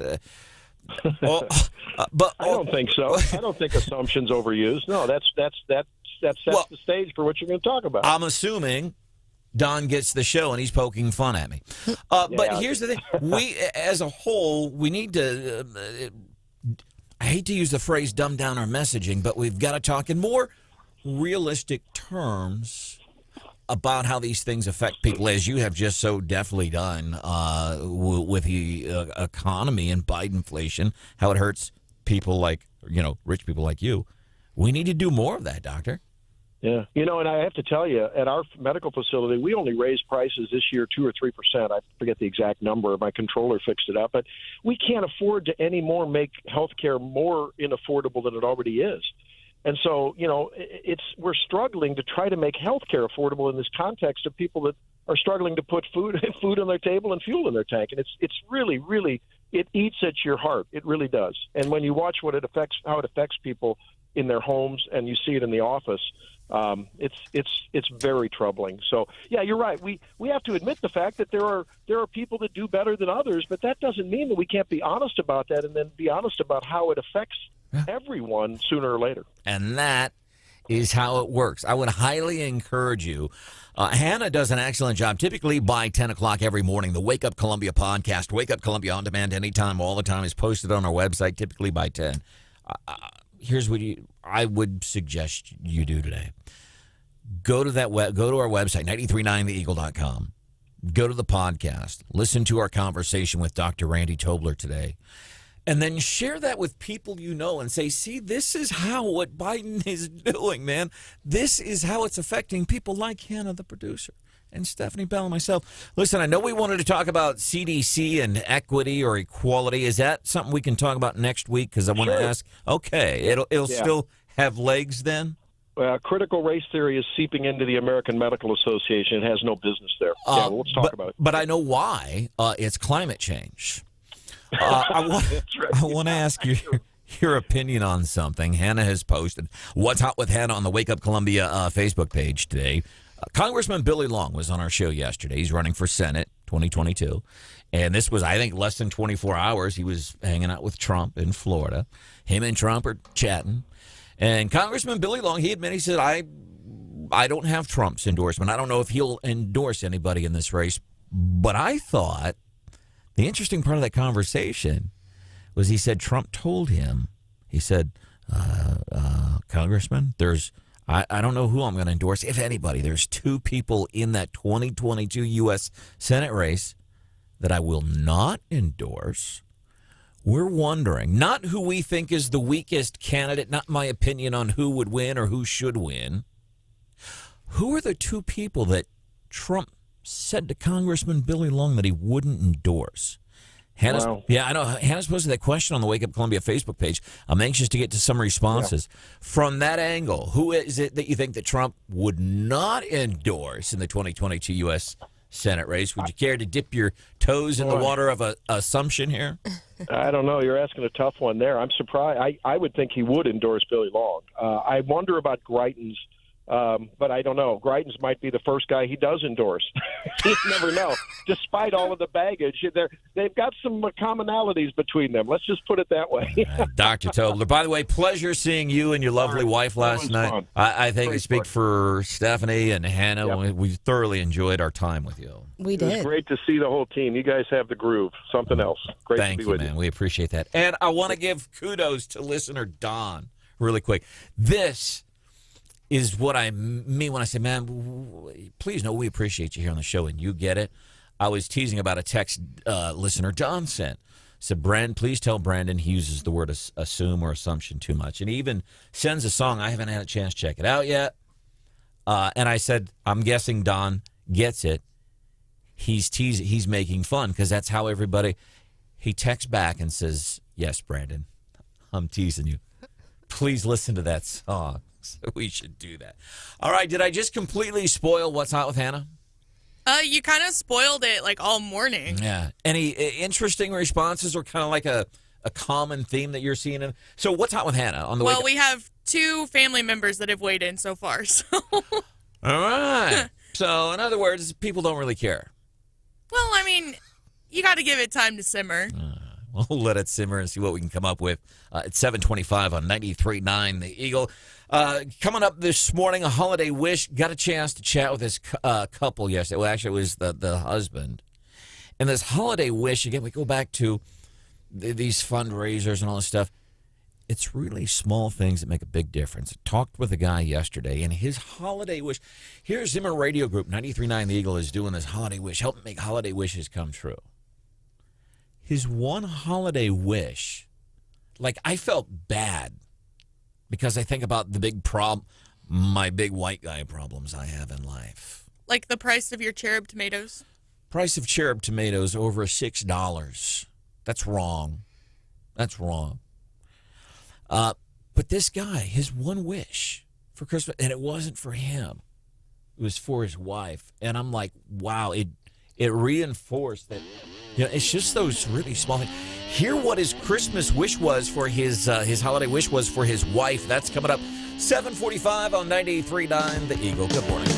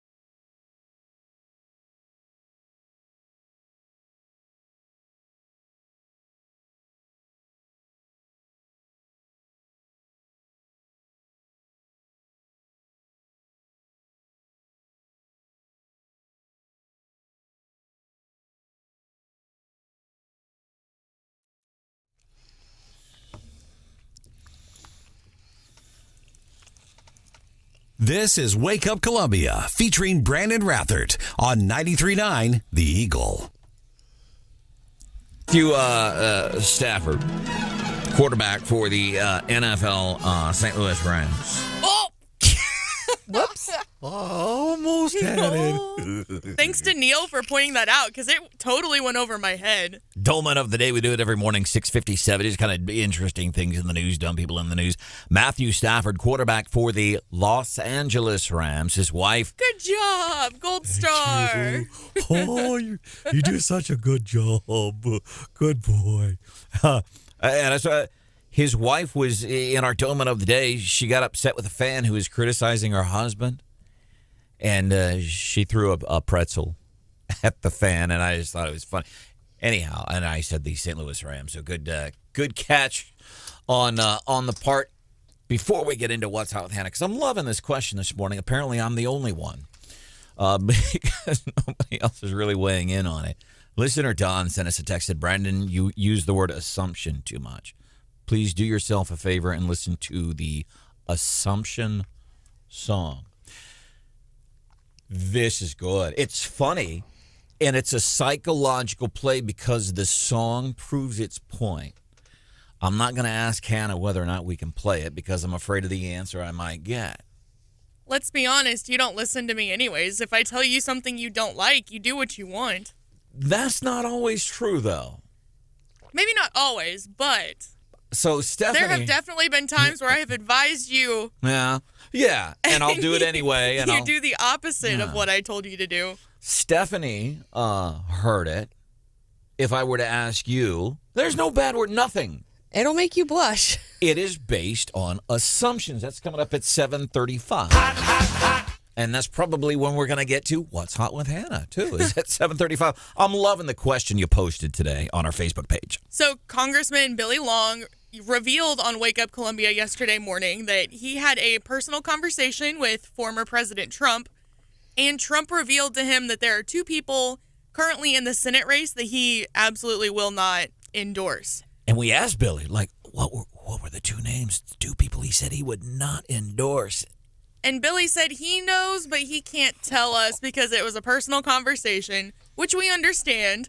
But now we're going to speculate about who the two people are. So not who you think is the worst candidate or who you don't like or who is it that Trump said he won't endorse? So I have a list of all of the Republican candidates on the Wake Up Columbia Facebook page if you want to go weigh in on who you think the two people are. Thank you for the scorecard, by the way, Hannah, because it's long. It's starting to burst at the seams. Fox News coming up here at 7:30. Another health order not an order, but more things we should be scared about, according to the CDC. Still waiting to see what happens in the Kyle Rittenhouse deliberation today. Then Brian Hauswirth is here. High-profile Missouri murder case making headlines again this morning. He has at 7:31 the Assumption song from our new friend Don. Coming up at 7:35 and 93.9 The Eagle. ABC 17 storm track forecast. 47 today, 50 tomorrow on a feel-good Friday. Right now, 39. Stop by Club Car Wash. Get an unlimited car wash, $20 a month. More details, clubcarwash.com. Fox News, I'm Karen McHugh. Still no verdict in the murder trial of Kyle Rittenhouse. As the jury is set to deliberate for a third day, Kyle Rittenhouse's defense team is seeking a mistrial on the grounds that they were not provided with a clear copy of drone footage that ended up being key in the prosecution's case. That footage showing what transpired leading up to Rittenhouse shooting and killing 36-year-old Joseph Rosenbaum. The prosecution claiming it was just a technical error. Fox's Marianne Rafferty. The man who became the face of the January 6th Capitol riot, known as the QAnon Shaman, has been sentenced to 41 months in prison. Jacob Chansley, known for his horned headdress, pleaded guilty in September to obstructing an official proceeding when he and thousands of others stormed the Capitol building. Chansley, who was a Navy veteran, has been diagnosed with several mental health disorders. Fox's Trace Gallagher. America is listening to Fox News. And now, award-winning news coverage with Brian Hauswirth on 93.9 The Eagle and 93.9theeagle.com. 93.9 The Eagle News Time with Robinson's Cleaners. Robinson saves you time. 34 degrees is our current temperature right now. In Columbia, it's 33 degrees. In Jefferson City, we're expecting a high today of around 47. Clear tonight with a low near 26, and the outlook for tomorrow, sunshine with a high of 50 degrees. Good morning, everyone. Here's some of the stories we are working on for you this morning. The UN Board of Curators is expected to vote here in about 28 minutes on a resolution involving the president's vaccine mandate. The board will be meeting this morning, 8 o'clock sharp, on the University of Missouri St. Louis campus. They'll also be discussing a proposed 6% room and board increase. The university says that is due to inflation. The board will also hear a report about layoff and transition assistance pay. Mizzou's new AD, Desiree Reed-Francois, will also present an athletics report tonight. A major $1.2 million I-70 bridge project near Kingdom City that has caused numerous delays has been completed. MoDOT says contractors have repaired the structural steel girder on the Avaz Creek Bridge that is between Kingdom City and Columbia. They have also replaced the guardrail and expansion joint, the project part of the governor's $350 million bridge bonding program. Columbia Police urging you to keep your exterior and interior lights on during Thanksgiving week, to lock all of your doors and windows. Last year during the Thanksgiving week in Columbia, 19 burglaries. And Ashland's mayor announcing he will not seek re-election in April. He is citing the unexpected decline in his aging parents' health. He is Mayor Richard Sullivan. He made the announcement at this week's Board of Aldermen meeting. He's also made the announcement on Facebook as well. 93.9 The Eagle News is brought to you on this Thursday morning by Dr. Kent Willett Dental Associates. Make an appointment now at Dr. Willett, 573-445-5300, WillettDentalAssociates.com. 93.9 The Eagle News Time, 7:33.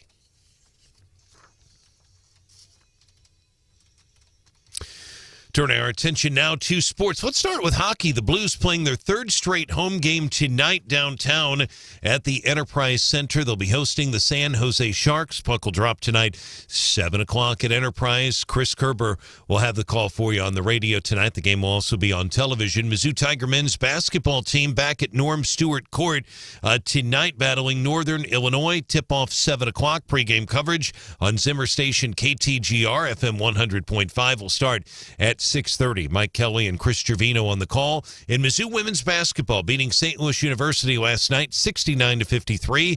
Mizzou is 3-0 for the first time since 2015. Our sports is brought to you by Betts Jewelers. For gifts that last a lifetime, visit Betts in downtown Columbia. 93.9 The Eagle News Time, 7:34.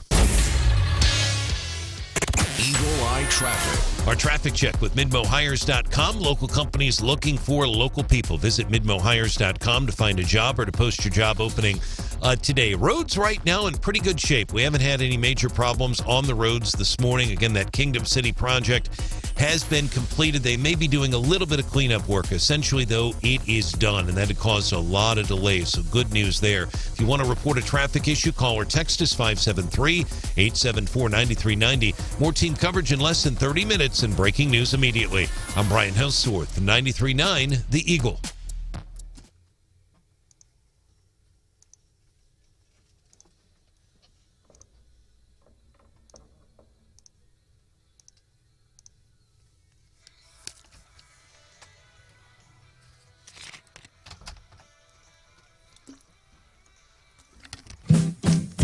There was an old farmer who lived on a rock. He sat in the meadow just shaking his fist at some boys who were down by the creek. Their feet in the water, their hands on their marbles and playthings, and at 4:30 there came a young lady. She looked like a pretty young creature. She sat on the grass. She pulled up her dress and she showed them her ruffles and laces and white fluffy duck. She said she was learning a new way to bring up her children so they would not spit, while the boys in the barnyard were shoveling refuse and litter from yesterday's hunt, while the girl in the meadow was rubbing her eyes at the fellow down by the dock. Enough. Pineapple. Like a man with a sizable home in the country with a big fence out front. Look at my face. There is nothing. There's nothing wrong with that, by the way. And I'm probably going to try to play the rest of it here because that is so beautiful. We want to thank listener Don for that. Don says I use the word assumption too much. He says, You should check out the Assumption song. Here's what I love about that. That is funny. You know why? Because it uses, seriously, our brain to make us think something that doesn't happen. I don't know, does everybody think that something is going to happen, or is it just us folks that have our heads in the gutter? Thank you, Hannah. If he asked her politely, she'd show him her little pet dog who was subject to fits. And maybe she'd let him grab hold of her small, tender hands with a movement so quick. And then she'd bend over and suck on his candy so tasty. Okay. Enough. See, but you're right. There is nothing wrong in this. It's like, I don't think Brian probably thinks it's as blush-worthy as we do. because Brian here's why. And I'm going to speak for you, Brian. Because Brian, as a journalist, he's about facts and the facts of what was said in that song. There is nothing, factually, there is nothing wrong in that song. Right. It's what we thought. It was interesting because, I'd never heard that song before. I hadn't either. Yeah. We can thank listener Don for that. But it's funny, but it's brilliant because you are proving the point that the song is trying to make without cramming it down your throat. Yeah, you assume the end of the line is going to rhyme, and you fill in the blanks. Exactly. It's what we think. It's our thoughts. Incidentally, and this just occurred to me. You know how often we tell people, and I'm surprised. Like when we said we're going to put Wake Up Columbia on YouTube, I'm like, that's fine. Like, people are watching it. Mm-hmm. And here's the other thing. The number of people that we got to hang out with last night, small local, me and Hannah and Hauswirth and Steb, we were all hanging out, a bunch of local business owners last night. The number of people that consume Wake Up Columbia 93.9 The Eagle on their apps while they are hunting in the deer stand. At least 1, 2, 3 different people, 3 different small local business owners that we were hanging out with last night mentioned listening tonight to Wake Up Columbia on their app while they're hunting. And that's amazing after Stephanie's comment about deer and deer hunters. I mean, I could dig a further hole in that. Like, you're sitting in a stand all day. It's kind of boring, right? So you got to have something to entertain yourself. We just lost our 3. Yeah, there we go. But you don't want to be too involved in our show because you might miss your shot. Right?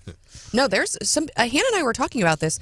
I have seen some like trophy-worthy deer. I mean, people are like, but like, I have seen some people with some big monster deer pictures this year. It's crazy. There's been a lot of rack pictures on Facebook. I've seen if you look on the internet, there's a lot of pictures, a lot of big racks locally out there, and we have the proof. We have the pictures. And then we have Stephanie. We have this proof. Is there a stupider animal on the planet than a deer? I love you hunters or whatever, but like, maybe that part was it. Maybe Stephanie, we love. But what's funny? Again, it's what we hear and don't hear. And I'll go back to the Assumption song. There's nothing bad in that song that we just heard, but we think we're getting ready to hear something. Stephanie said that about deer. She said deer are stupid. And we had some guy that was triggered that thought she was criticizing hunters, and it was just simply not true. And I'm not faulting the guy. I'm not. But he was passionate about it because of something he thought he heard. And I can't tell you how many times we get that here at the station. People will call, a ranking family member. Is that a polite way to say boss? We'll call a ranking family. Well, they said this morning, and man, it's like police having a body cam. Is what I do is I take when somebody goes and files complaints against officer. Well, they were rude and they were abusing my son. Talk to somebody in law enforcement. How many times they say, okay, well, let's look at the body cam footage of that exchange with your son, ma'am, and we'll see what happens. I would probably bet 9 out of 10 times the mom goes, oh, yeah, never mind, after they've seen the proof. Well, and it's really easy if you're, getting into your car to go to work. Yeah. If you turn your radio on and we're in the middle of saying something and you didn't catch the full context of what we were saying, yeah, it's super easy to misconstrue what was being said. Which is why we're fortunate that we have a digital record. Is there a stupider animal on the planet than a deer? I just love how you're so passionate about it, too. Yeah, they're all over 63. They're dangerous. That's why, I'm rooting for the hunters. Shoot those stupid things. I don't want to hit one on the highway. I hope you get them all. Get them. Dusty wants to know, what was the name of the song we played? I think it's the Assumption song. Yes. Ricky says, I love that song. Don, who turned us on to that Assumption song, which Brian said he'd never heard it. I had never. The more I get to know you, the more I realize you and I have a lot of stuff in common. I'd never heard that song either. It's a great song. And Don says it makes people laugh, which the world needs more of. True. And I'm going to step off here because I'm going to start getting sappy. Oh, boy. Welcome to the show. It's Wake Up Columbia. How you doing today, Steph? I'm doing well. How are you doing? I'm doing excellent. Thank you for asking. I'm sorry. People are teasing us. We can tease other people. Brian Hauswirth is here. Good morning. We had to hang out with a bunch of small local business owners last night. What was your favorite part about last night and highlighting these local folks? Yeah, and I don't want to leave anybody out, but we met the folks from, Betts. We met the folks from Gaps Automotive. We met the folks from the Pro Pumping and Hydrojetting. So many people, the print shop, Witt Print Shop, and the feedback. You're right, a lot of positive feedback on the show, and they really like the local news and local interviews as well. So I'm really happy to hear that, and we got good feedback. It was a wonderful experience, and just really nice to meet everybody. Highlight for you? Yeah, I think meeting people. This was, I think, my first Zimmer event, right? Real... outside of, the Man Show and stuff like that? Yeah. So it was fun to meet everybody. So a little peek behind the curtain. Stephanie was nervous because she was afraid she wasn't going to know anybody at this party last night. And so she was following me around, which was kind of funny because I didn't know a ton of people either. I got to meet lots of people. And within 5 minutes, Stephanie had found somebody that she knew that I had no idea who they were. I'm like, what the heck, Stephanie? You know everybody. We had some friends here from Ashland were up here, and some friends from Jefferson City were here. So the Service Master folks were here. Barry Rowe with True Sun from Ashland. So I knew more people than I thought I would. But Stephanie knew was most. all worried, and I turned around and she was gone. I'm like, oh, she found somebody. I don't know why I get this way with this guy. But whenever I see this dude, and it was cool hanging out with y'all last night and seeing people. Listen, those rooms, I can't hear. Right.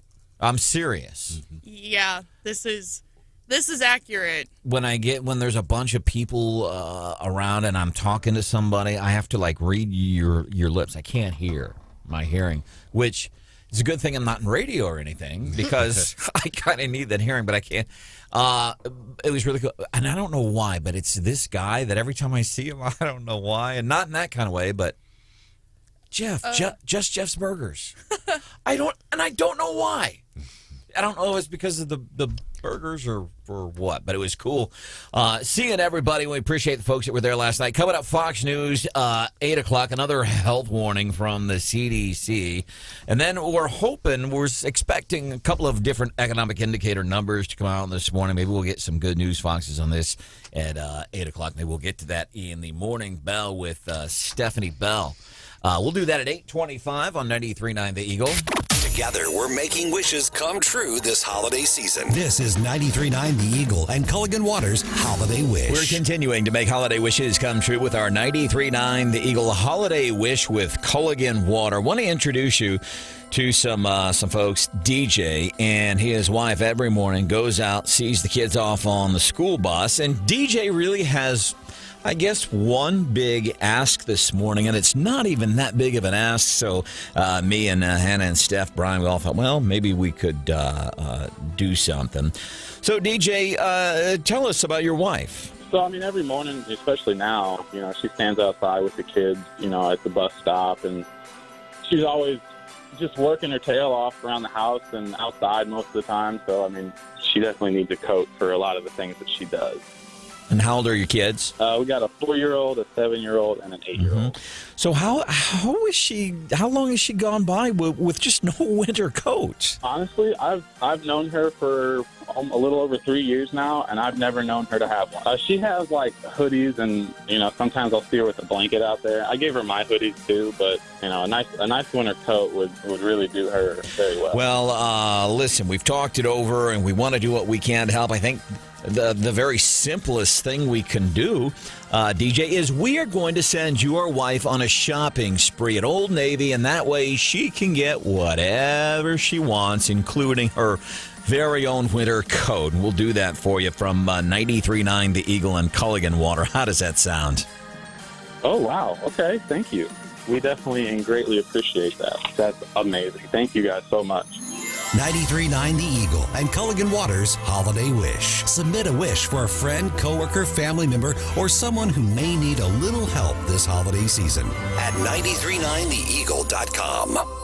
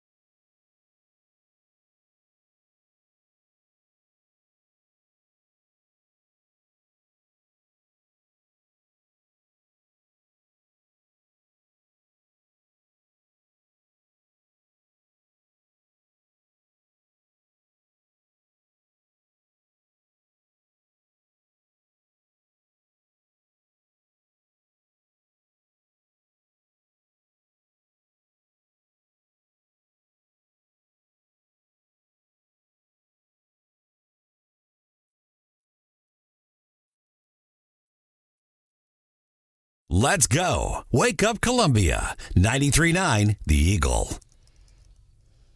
You are an employee that is not necessarily covered under the federal mandate, and you do not work anywhere near someone who is covered, that could also be an exemption. Clear as mud.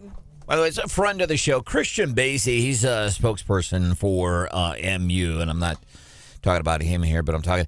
So there's Board of Curators meeting for Mizzou, and one of the things we're going to be talking about, okay, this mandate, NOSHA's backtracking, because I guess Joe took the gauge of what America is feeling right now and going, hey, people do not want vaccine mandates, want to make their own choices. Yeah, and I don't think OSHA backed off the mandate for federal employee or federal contractors, but for the large employer, the 100, so like the 3Ms, right? Or, well, no, 3M's is a federal contractor.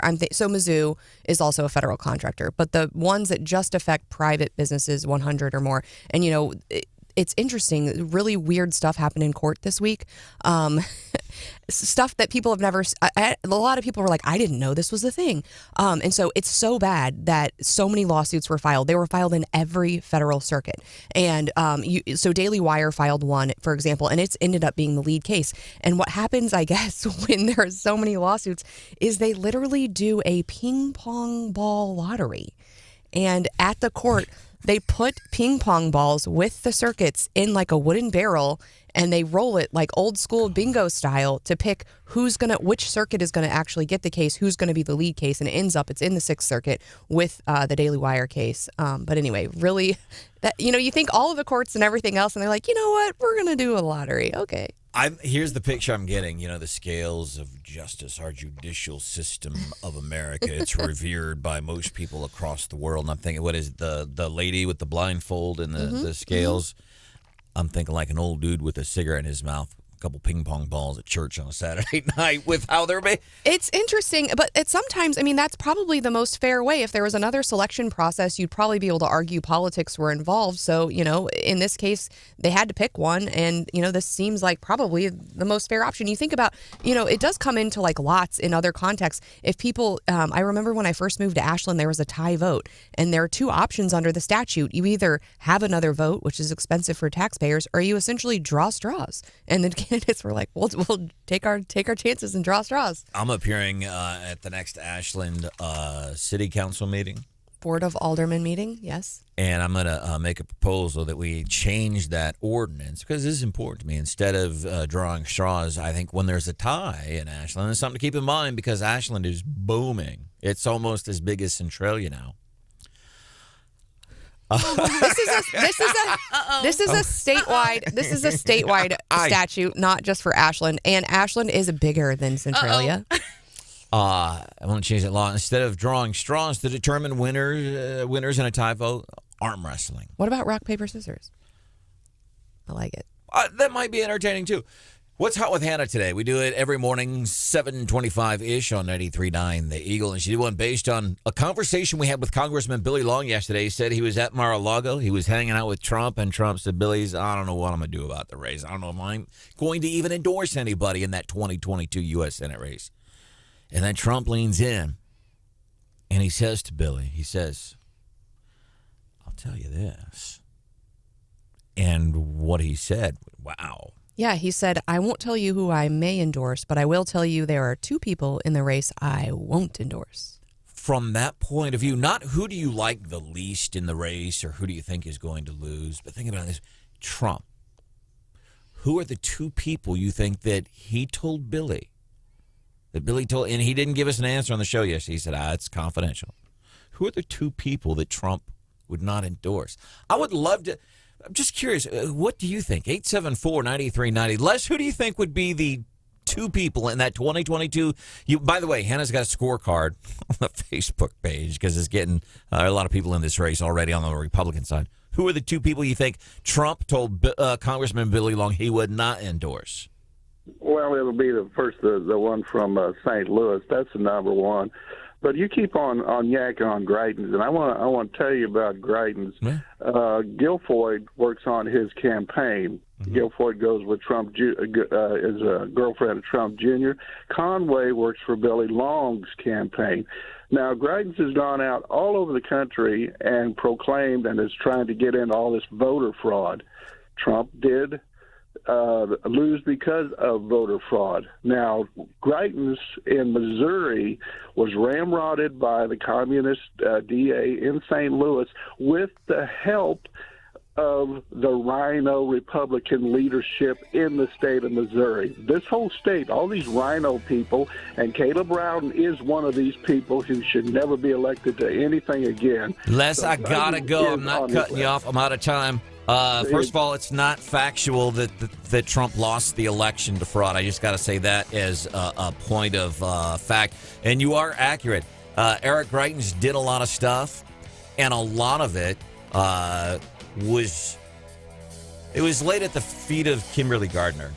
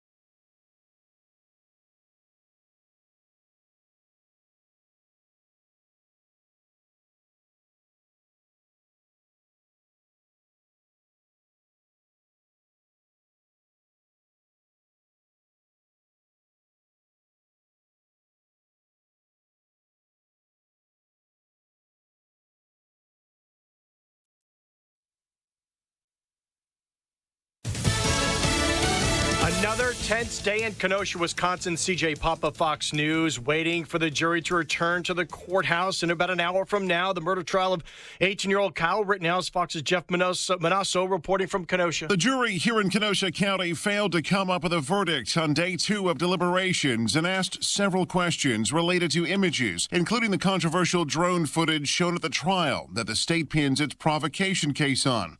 A higher resolution version the defense says the state sat on. We've talked to Mr. Rittenhouse, and I'm going to be asking the court for a mistrial. The judge allowing jurors access to re-see the videos and allowing for now the case to play out as tensions grow outside the courthouse between Rittenhouse supporters and protesters, 2 of whom were arrested Wednesday.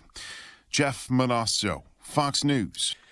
Meanwhile, the new jobless numbers out this morning for the week ending November 13th. Unemployment claims dropping to a fresh pandemic low, 268,000, but still above the 2019 average of 218,000. Meanwhile, a hearing today for the president's nominee to become the comptroller of the currency. But Tennessee Republican Senator Bill Hagerty, talking to Fox Business, says Saleh Amarova is not the right person to oversee the banking industry. They're talking about massively expanding the IRS. So she wants to control the bank accounts. The IRS is going to grow tremendously. The snooping on America is going to be severe. This feels like communist China and the surveillance environment there.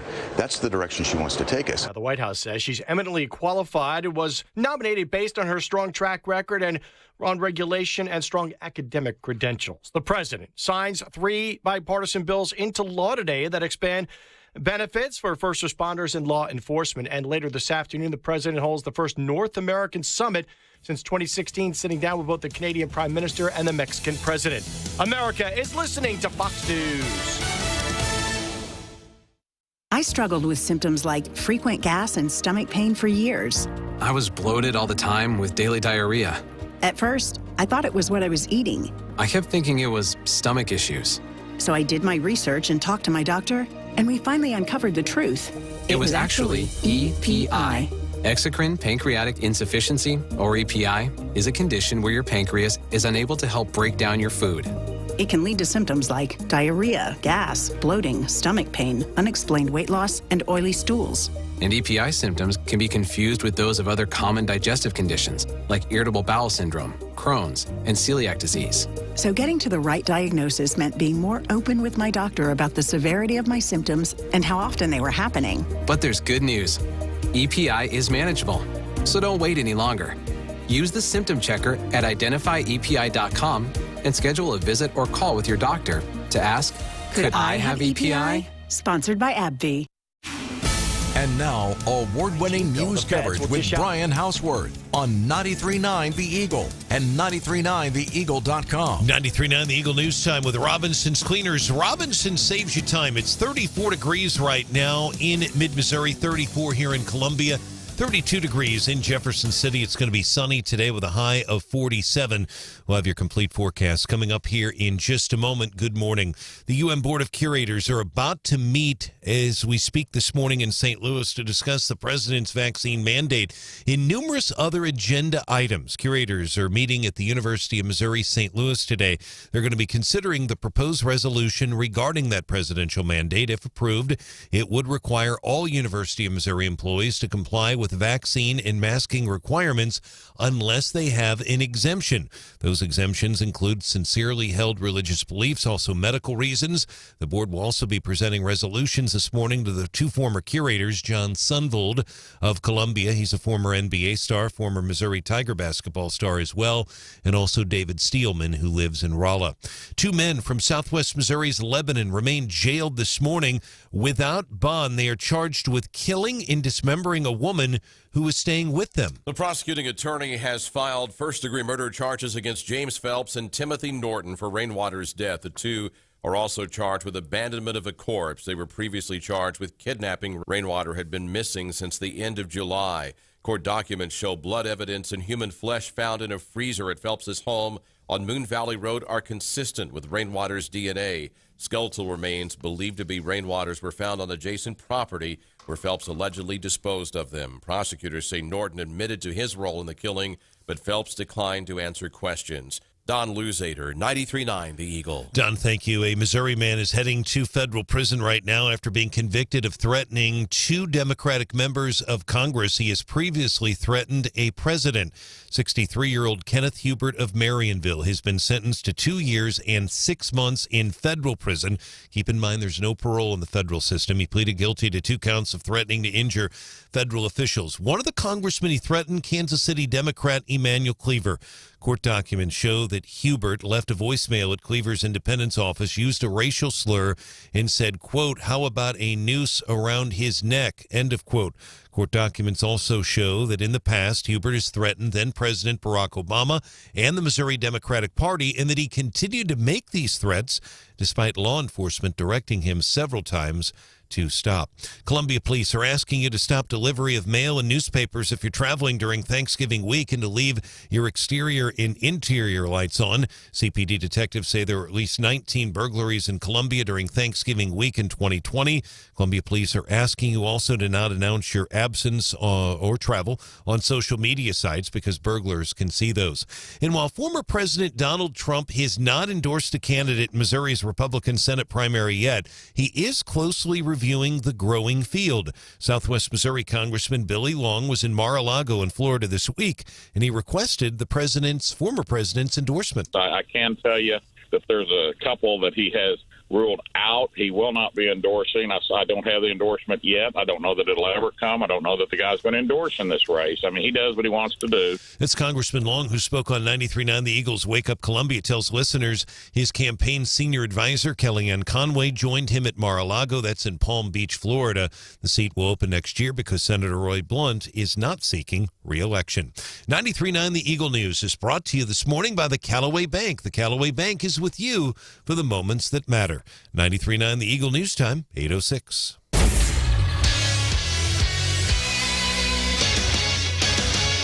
In sports, the Missouri Tiger men's basketball team returning to Norm Stewart Court tonight. They'll take on Northern Illinois. Tip-off set for 7. Pre-game coverage on Zimmer Station. KTGR FM 100.5 will start at 6:30 tonight. Mizzou women's basketball team playing St. Louis University last night. Mizzou winning at 69-53. Mizzou 3-0 for the first time since 2015. Hockey, the Blues and the San Jose Sharks tonight, 7 o'clock. The puck will drop. Scott Trade Center, Enterprise Center now in downtown St. Louis. Our sports is brought to you this morning by Woods Basement Systems, the highest rated, most reviewed contractor for all things with your basement. 800-388-9326 for a free estimate. 93.9 The Eagle News Time, 8:07.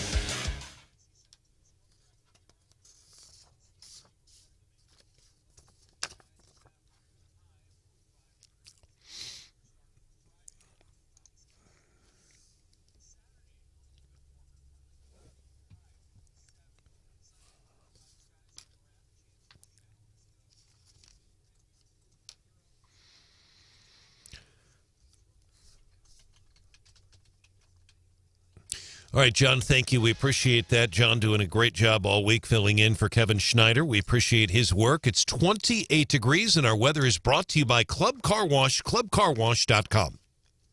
Eagle Eye Traffic. Traffic check with MidmoHires.com. Local companies looking for local people. Visit MidmoHires.com to find a job or post your job opening today. Roads are quiet right now in mid-Missouri. If you want to report a traffic issue, give us a call or a text at 573-874-9390. We'll have more team coverage in less than 30 minutes and breaking news immediately.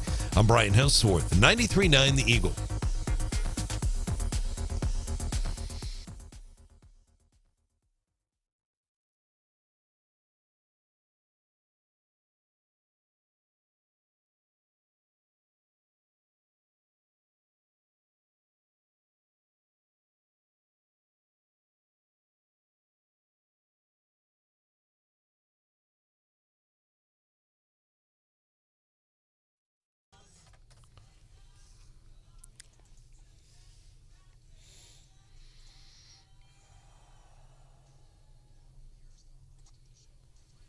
The government just released brand new numbers on inflation from October.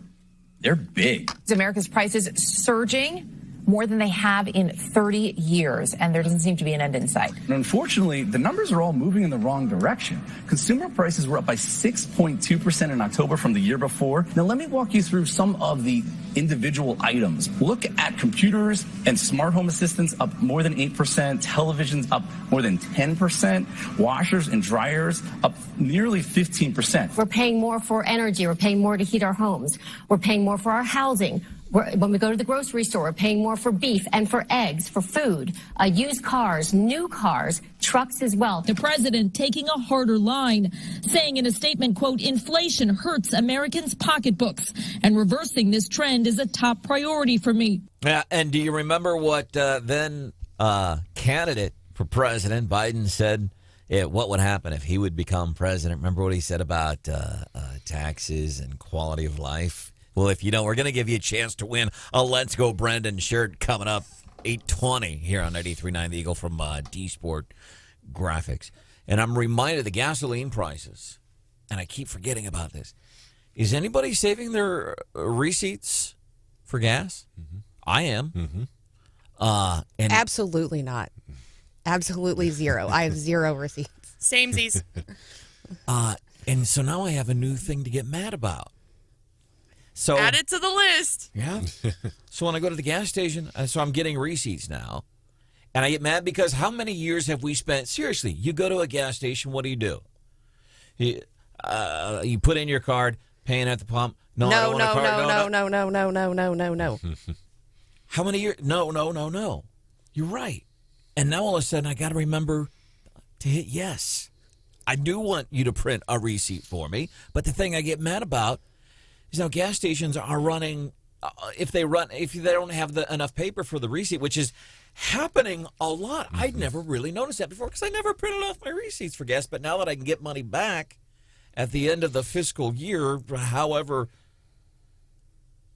it's a pain in the rear. And is anybody else saving their fuel receipts? You're not doing it. How come? Just not worth it to you? Yeah, I just don't have time for that. But how mad are you if you're the gas station employee that has to go out in like the cold and the bad weather and change those out and like add new receipt tape? In fact, I was at a gas station just a few days ago and it actually said on the screen, if you would like a receipt, come inside. And I was like, that's like extortion. Like now you're going to make me go in, look at all the goodies, decide whether I want a snack or something else. Listen to the attorney over there. You know, I'm like... and it's just like an extra step. I'm like, so now I have to go inside to get my receipt. Then I have to wait in line. Like that is, I forget where I was even at. And if maybe their receipt tape was out and that's why it was telling me to go inside. I don't know. But if you see that, let me know. Because I was like, that's kind of smart marketing. Like get inside. That's get hot coffee.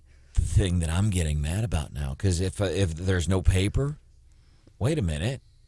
You want me to go inside and get a receipt? Ain't nobody got time for that. That's pain in the rear end. And frankly, if I'm getting 20 gallons worth of gas, that's not worth my, 60 cents that I'm going to maybe get back at the end of the year if I put my VIN number on every single receipt and the date and my license and whatever else they want from me to get that money back. And I don't know why. I think you are either like this or you're not, but you're like either like a gas station snack junkie or not. And I am. It still feels like a treat when you're on like a road trip and you go in and you get like a soda and a little snack. Like I have a really hard time if I go into a gas station not walking out with something. And so if I go in, who knows what and now I'm doing it to my kids too because they're like, oh, a gas station. Can we get a juice? Can we get a snack? And I'm just like, oh, sure. Because I remember as a kid like being like, oh, I get to get a treat. A Slim Jim. Yeah, right. Yay, we're splurging. And I'm with you on that. Like, I do not eat hot dogs. I don't even want to think. And people say, oh, there's nothing wrong with what's in them. Whatever. I just won't do it. Unless the urge strikes me and I'm at a gas station and that thing on that, whatever the heck it is, it spins them for a couple of days before I finally buy it. Oh, gross. So, as weird as you are about germs, yeah, you will eat a gas station hot dog that's been exposed to the elements for hours? Sometimes. And I've even done it in sobriety. 874-9390. Are you saving your gas tax receipts? 874. So it's 2.5 cents per gallon from the state of Missouri. 2.5 cents per gallon. I have a car that's got a 22-gallon tank, so that's 66. So I'm figuring at the end of the year is going to be about $30. What's the math on that? I don't know. You kind of just gave up in the middle. I did a Joe Biden there, and the thing. Bubba Sky, welcome into the show, man. You saving your tax? Are you saving your gas tax receipts? Yes. Okay. And I go to break time, and they've told me over and over again they are just always broke. But before the gas tax, they always work. Huh. That's interesting. Yes. And they've told me just keep on coming in because they're not going to fix them. Wow. So it'd be interesting to find out what MFA oil says. And Bubba, thank you for the phone call. Appreciate that. By the way, isn't MFA oil, and forgive me if I got this wrong, I thought that locally they're involved in a lawsuit on the mandate with the Missouri Farm Bureau, yes. Man. Their headquarters are actually just down the street from us, not far from us. Not far at all. Good on those people. I also want to mention Aaron, guy from 3M that organized a rally a couple of weeks ago. There's an event coming up this weekend in Jefferson City where it's like another rally. We'll talk more about that, see how you can maybe get involved. 874-9390. I even have a special little manila envelope. I'm like organized. Now I don't get organized. Anybody here on this show will vouch for that statement. I am not organized to the point it frustrates some people. And I understand that, Stephanie. I know I get it. But I got a little manila folder in my console, and I put my receipts in there. 874-9390. Randy, you saving your receipts? I am. I just have zero respect for how they pushed the gas tax through. So I'm gonna try and get the money back just to stick it to them. But yes. And then one other quick thing. I think Vicky Hartzler is one of the people that Trump won't endorse. Okay, Congressman Billy Long 24 hours ago revealed on the show here that Trump told him, I don't know if I'm going to endorse anybody in that 2022 U.S. Senate race, Billy, but I'll tell you the two people that I'm not going to endorse, and Trump leans into the congressman and he tells him the two names. The congressman wouldn't tell us, but so we're asking, who are the two names? So you're saying the two names you think that Trump said to Congressman Billy Long are who now? I can only guess one, and I think it's Vicky Hartzler, and I think it's because she did zero after the 2020 election to try to help him fix what happened, and that's my guess anyway. Randy, thank you for the phone call. 874-9390. I'm kind of with Randy on this about the. For the most part, I feel like I'm sensible. I don't do, well, it's the principle of the thing. Listen, I've lived a very unprincipled life at times. I'm not all of a sudden going to go, it's the principle of the thing. But sometimes, dang it, it is the principle of the thing. And I did that one time when the Affordable Care Act became law. It didn't work out very well for you, did it? Is anybody tired of hearing this story yet? I dropped my health care insurance because I was not going to be compelled by the feds to buy something that I may or may not want. It was the principle of the thing. And I remember the principle of the thing several years later while I'm paying my accountant and the federal government a whole bunch of money in fines and fees and back taxes. But by George, I showed them. You know, with this gas tax, the people that I feel sorry for, aside from us taxpayers, are the employees at the Department of Revenue that are going to have to painstakingly go through all of these receipts. Which, by the way, have you seen what you have to do to get your money back? That is silly. It is. And I believe complex. it is. I appreciate the tact in saying it's complex. It's designed so that you don't, if you think about it, I believe that. It's designed so that it discourages from people from saving their receipts and getting that reimbursement. And one thing you can do too, and which if you have time, is if you have someone that does your taxes that knows more about it, that's another route to do. But you know, when they had this discussion on the Senate and House floor to pass it, the rebate provision you're discussing did not really get a lot of attention. There were some Republicans that were opposed to it philosophically. Some didn't like it. They were passing it without a vote. But the one thing I do remember hearing a couple times is no one has any idea how many people are going to apply for a rebate. They don't. And I have a great idea, by the way, how we can really stick it to the man. 874-9390. Alan, welcome into the show. What's on your mind? Good morning. How much is the gas tax? 2.5 cents per gallon. So just to aggravate you a little bit more, so the price of gas $3.099. Add 2.5 cents to that. So what should gas price really be? Yep, I know. I hear you. They just throw a few tenths of a cent on there, and that's just extra money. Well, and we think about it individually, right? And, you know, I think about it and I'm like, okay, it's not that much on an individual. But you think, you know, we talk on the show a lot about small businesses. And I think, you know, growing up, my dad was an electrician and had an electrical business. And he had tons of guys working for him who all had trucks. So if you're somebody with a business that has, you know, a fleet of vehicles and part of your business includes driving to job sites and those kinds of things, I mean, you imagine how many miles and how much gas those types of people use daily. And so I think, you know, a lot of people with these small businesses, I mean, we're thinking about it just personally, but it is a huge impact on some of these businesses who rely on, you know, getting to different places. I'm thinking of people like who have large fleets of vehicles. Steve's Pest Control, John Martin Pro Pumping and Hydrojetting runs several pieces of it, and you spend all that money on gas. It could be frustrating. And again, it's those, it's only 2.5 cents here, and I'm being indignant about getting my money back at the end of the year.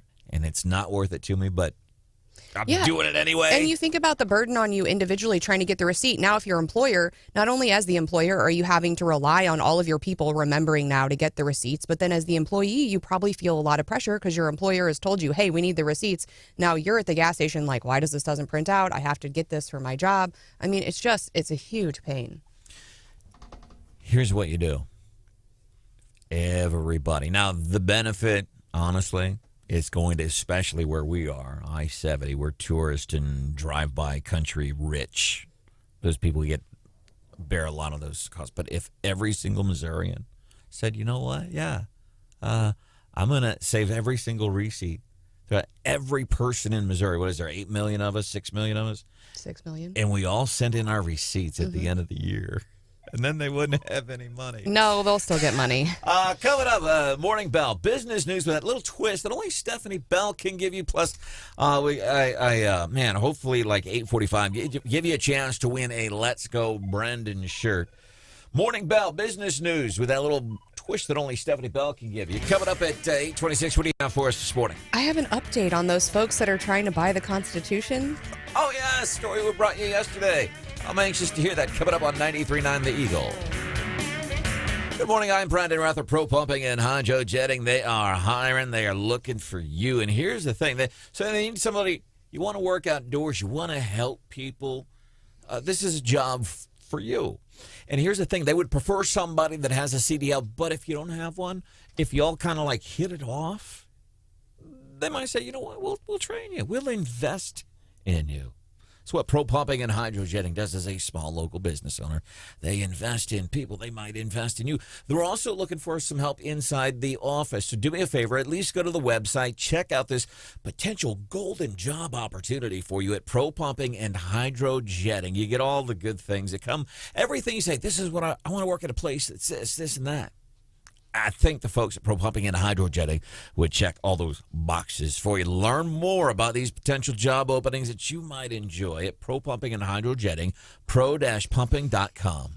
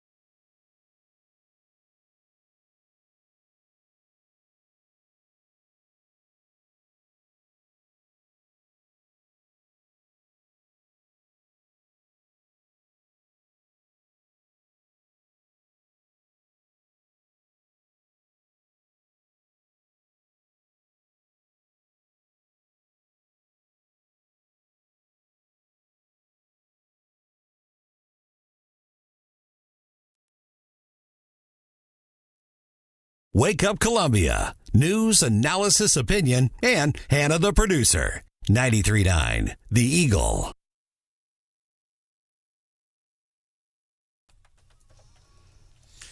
More folks weighing in.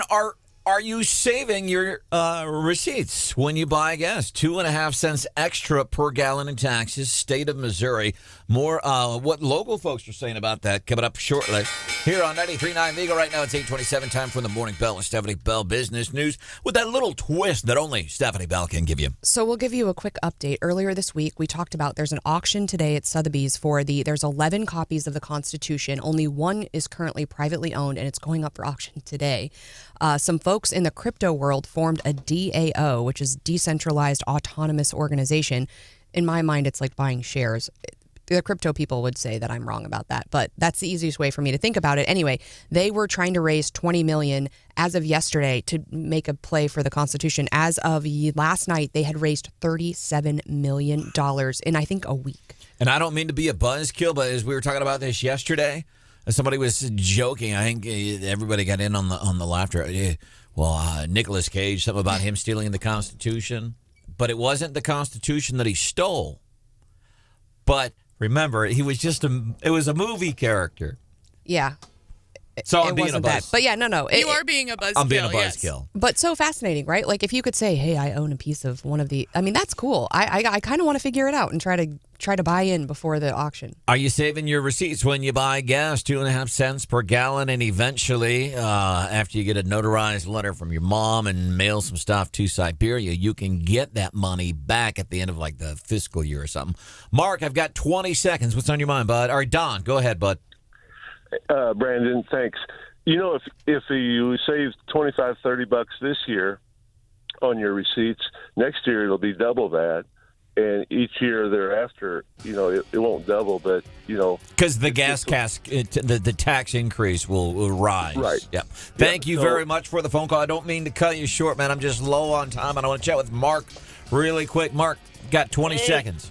Sure. Good morning. I'm with Stephanie on the personal side. I'm not saving them because I'll send 10 times more going into the store to get the receipt. But on our company side, we are doing it. We're a company of about 290 employees, and we've estimated about a $30,000 refund. Man, God bless you for being a small, medium-sized local employer, Mark.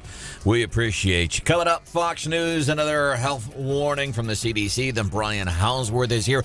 High-profile Missouri murder case been making national news headlines. There's some new details in that story this morning. Michelle Gleba, Mid-Missouri Better Business Bureau, talking about ways to avoid getting scammed on some of the hottest toys of the holiday season. Your ABC 17 Storm Track forecast up to 47 tomorrow, 50 tomorrow on a feel-good Friday, 47 today. Right now it's 40. Fox News, I'm Karen McHugh. The defense phase has begun in a high-profile murder trial in Georgia. Wednesday was the first day of testimony from the 3 defendants charged with murdering Ahmaud Arbery, a black man who was killed while jogging through a suburban neighborhood. Defendant Travis McMichael took the stand. McMichael is charged along with his father Gregory and neighbor William Bryan. The 3 are each conducting their own defense. Fox's Eben Brown. In Portland, Oregon, officials are taking action to increase police funding there. City councilors unanimously voted to approve spending for the $62 million budget surplus, which includes more than $7 million dedicated to public safety, including hiring more officers, investing in body cameras for accountability, and new training and hiring procedures. Kendra Kent of Fox 12 Portland. America is listening to Fox News.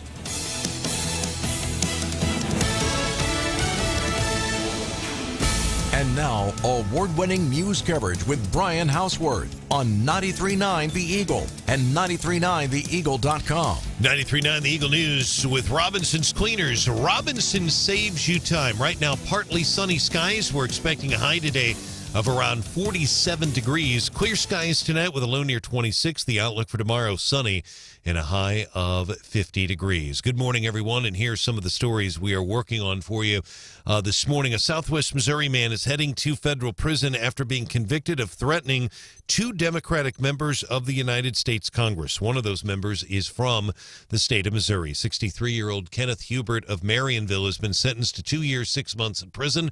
He's pleaded guilty to 2 counts of threatening to injure federal officials. One of the congressmen, Hubert, threatened, according to court documents, Kansas City Democrat Emanuel Cleaver. Meantime, 2 men from Lebanon in southwest Missouri are now charged with first-degree murder, a gruesome case that has drawn national attention.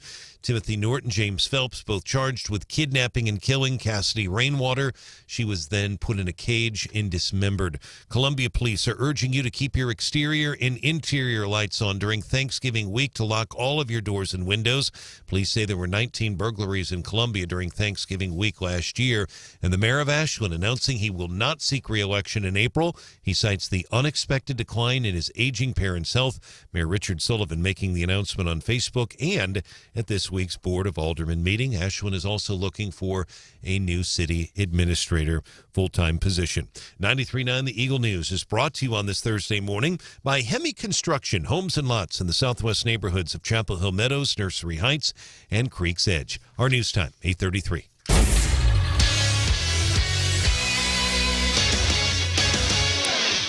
In sports, turning our attention now to the NHL. The St. Louis Blues back in action tonight. Enterprise Center, 7 o'clock. The puck will drop. The Blues in action against San Jose. The Sharks coming to town, 7 o'clock is when the puck will be dropping. Here in Columbia, Mizzou Tiger men's basketball team returning to Norm Stewart Court tonight. The opponent, Northern Illinois, the Huskies. Tip-off is set for 7. Our pregame coverage on Zimmer Station, KTGR, FM 100.5, 630 with Mike Kelly and Chris Trevino. And the Mizzou women's basketball team beating St. Louis University last night on the road in St. Louis, 69-53. Mizzou is now 3-0, first time since 2015. Our sports is brought to you by the Missouri Heart Center, comprehensive cardiovascular care in the heart of Missouri, moheartcenter.com. Our news time, 8:34. Traffic Check is presented to you this hour by MidmoHires.com. Local companies looking for local people. Visit MidmoHires.com to find a job or to post your job opening today. It has been a pretty quiet morning in terms of traffic. We haven't had at least any major accidents to report. No major problems. If you do want to report a traffic issue, give us a call or a text at 573-874-9390. We'll have more team coverage in less than 30 minutes and breaking news immediately. I'm Brian Hauswirth, 93.9 The Eagle.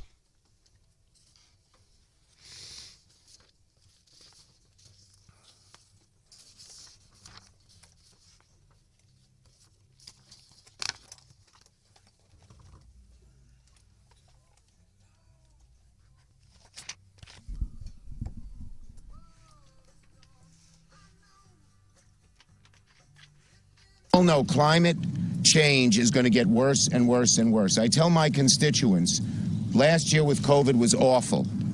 But in a few years, because of climate change, each year will be worse than COVID. Fear, it's going to be worse. It's going to be worse. Climate change is going to be worse than COVID ever was. But I thought we said that a couple of years ago, COVID was going to be the scariest things in our lifetime. And now they're trying to scare people. Oh, now this is going to be scary. New warnings from the CDC. This flu season is going to be the worst flu season ever. And I don't know if those are their exact words. But and that's why I go back to, we know the Mizzou Board of Curators meeting today, and they're trying to finagle through all this stuff with vaccine mandates. This applies to OSHA. Then what about the federal mandates, federal contractors? And people, officials, misinformation. Yeah, there has been some of that through all of this. The biggest reason people doubt what we are being told, but I hate to use the phrase the federal government, because it's confusing. We were playing, and I'm not Christian Bass here, good friend who's a PR guy, and you did a good job of trying to explain. Well, see, there's some exemptions that we might be able to consider, but my point is, it's hard to comprehend all of this. Yes, all of this stuff, and it's not. And you can blame some national news outlets for some of the stuff that's coming out, but also really you got to look at the people at the top, people at the top of the chain, and it's the feds that are giving us this stuff. Welcome into the show. Coming up before 9 o'clock, give you a chance to win a Let's Go Branden shirt, and we've spelled Let's Go Branden. Branden. See, it's different. It's different. It's how you say it If you say, let's go Branden, and you say Branden, Brandon, that's different. But if you say, let's go Branden with an E, you're supporting a small local business dude, kind of, right? That's my spin on it. There's Stephanie Bell. Good morning. She ain't buying any of this crap I'm slinging.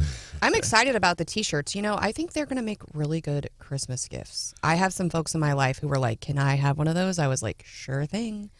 Did you get some from D-Sport Graphics? I did. It's amazing what they do there. As a matter of fact, some of the stuff they do is just incredible. So maybe, let's go Branden shirts for Christmas. Oh, my family's going to be stoked. Brian Hauswirth is here. Good morning, my friend. There's Hannah, the producer. What up? My name is Branden Rathert. Joining us in the show as we get, it's not even Thanksgiving yet. Midwest and Northeast travel next week, by the way, if you're flying. Looks potentially bad. We just have all kinds of great news for you this morning. Inflation is high. Gas is high. The cost of cherub tomatoes have gone up, and I don't know why. And then maybe if you're traveling Northeast.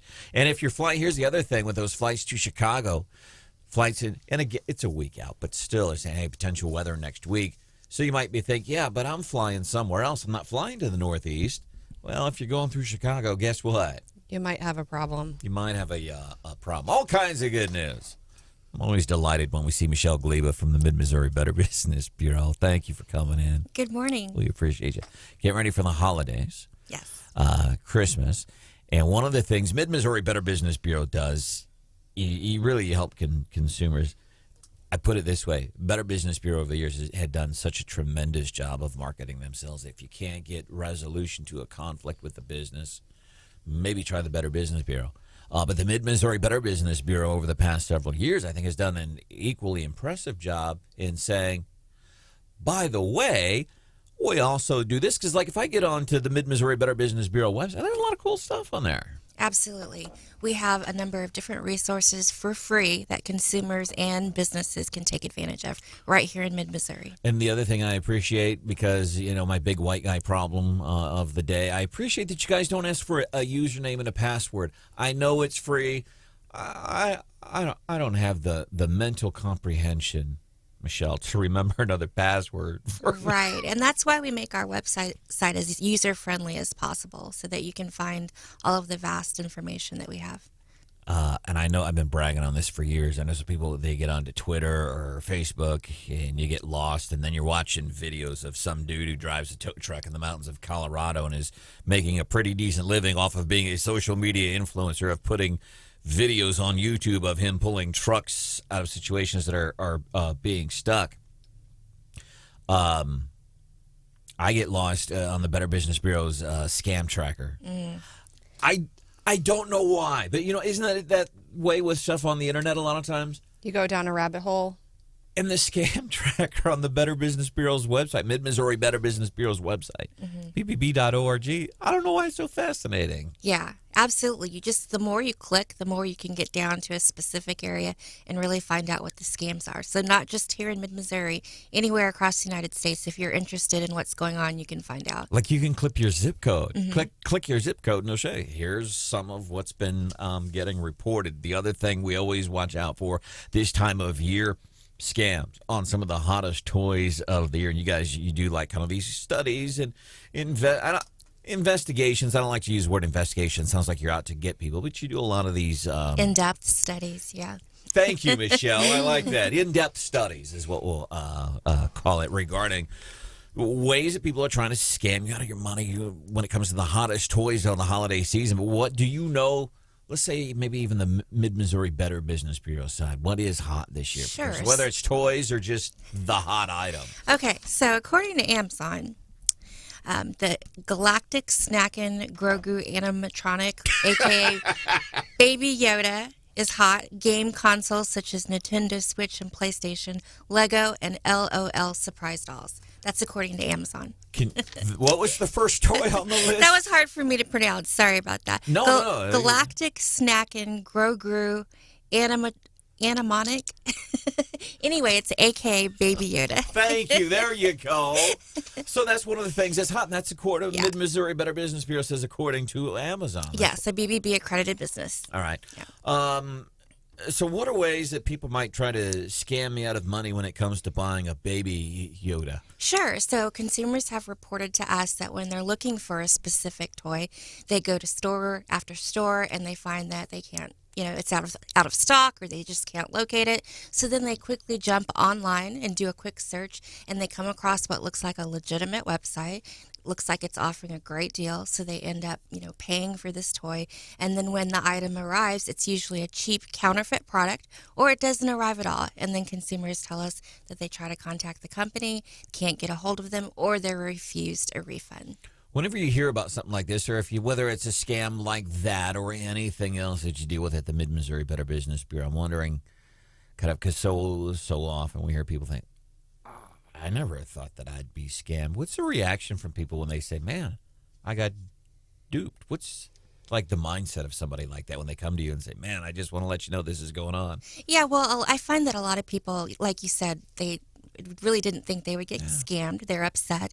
But at the bottom line is that they want to help educate others, which is really important. And so we appreciate those that come across scams that let us know so we can help educate other consumers in the community. And that's a cool thing because, we've seen so many people say, man, I'm smart, I'm intelligent, I pay attention, and I'll stereotype everybody, I'm guessing, listening to Wake Up Columbia 93.9 The Eagle this morning. We're all smart, we're well-informed people, and it does.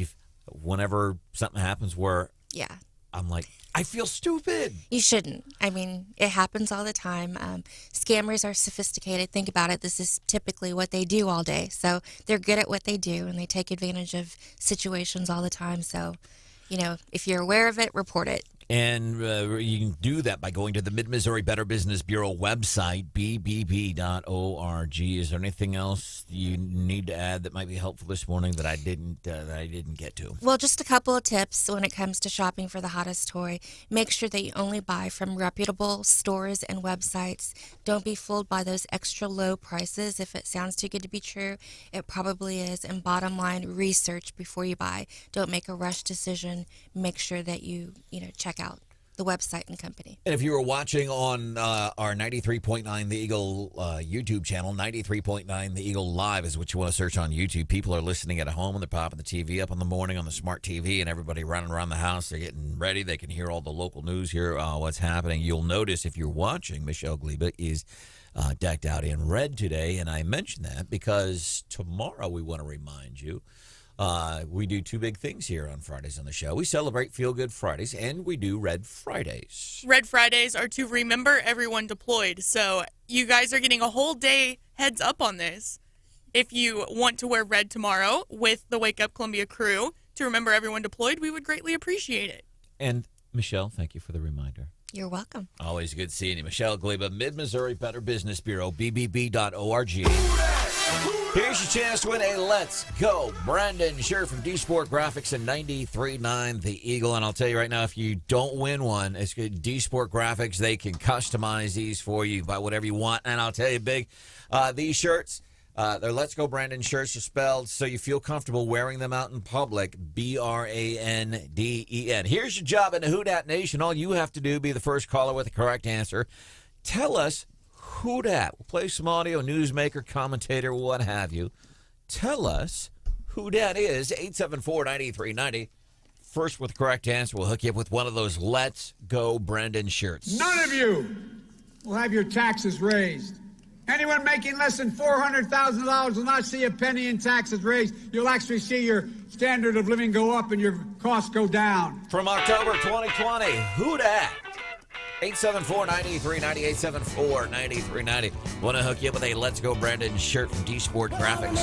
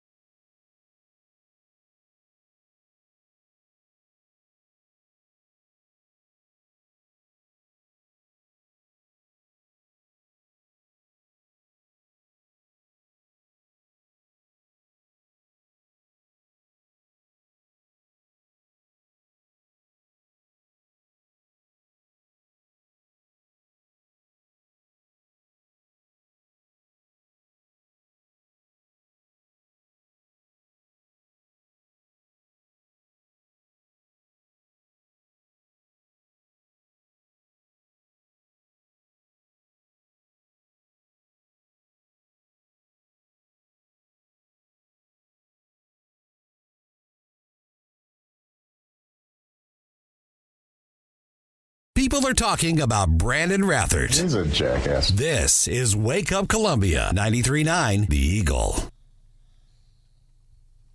This Turkey Day, you may be paying more, and a variety of issues from climate change to...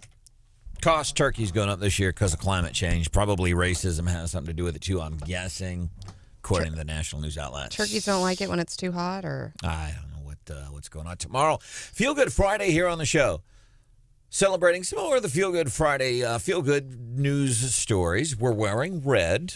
Red to remember everyone deployed. And we might talk about some of the Thanksgiving foods, because I know a lot of folks are going to start scattering over the next few days from town. Foods that people love at Thanksgiving, but because I feel bad at Thanksgiving when people get mad when I do not accept offers of pumpkin pie. It's disgusting. I'm in the minority. People love pumpkin pie. Green bean casserole. That marshmallow sweet potato. Ugh.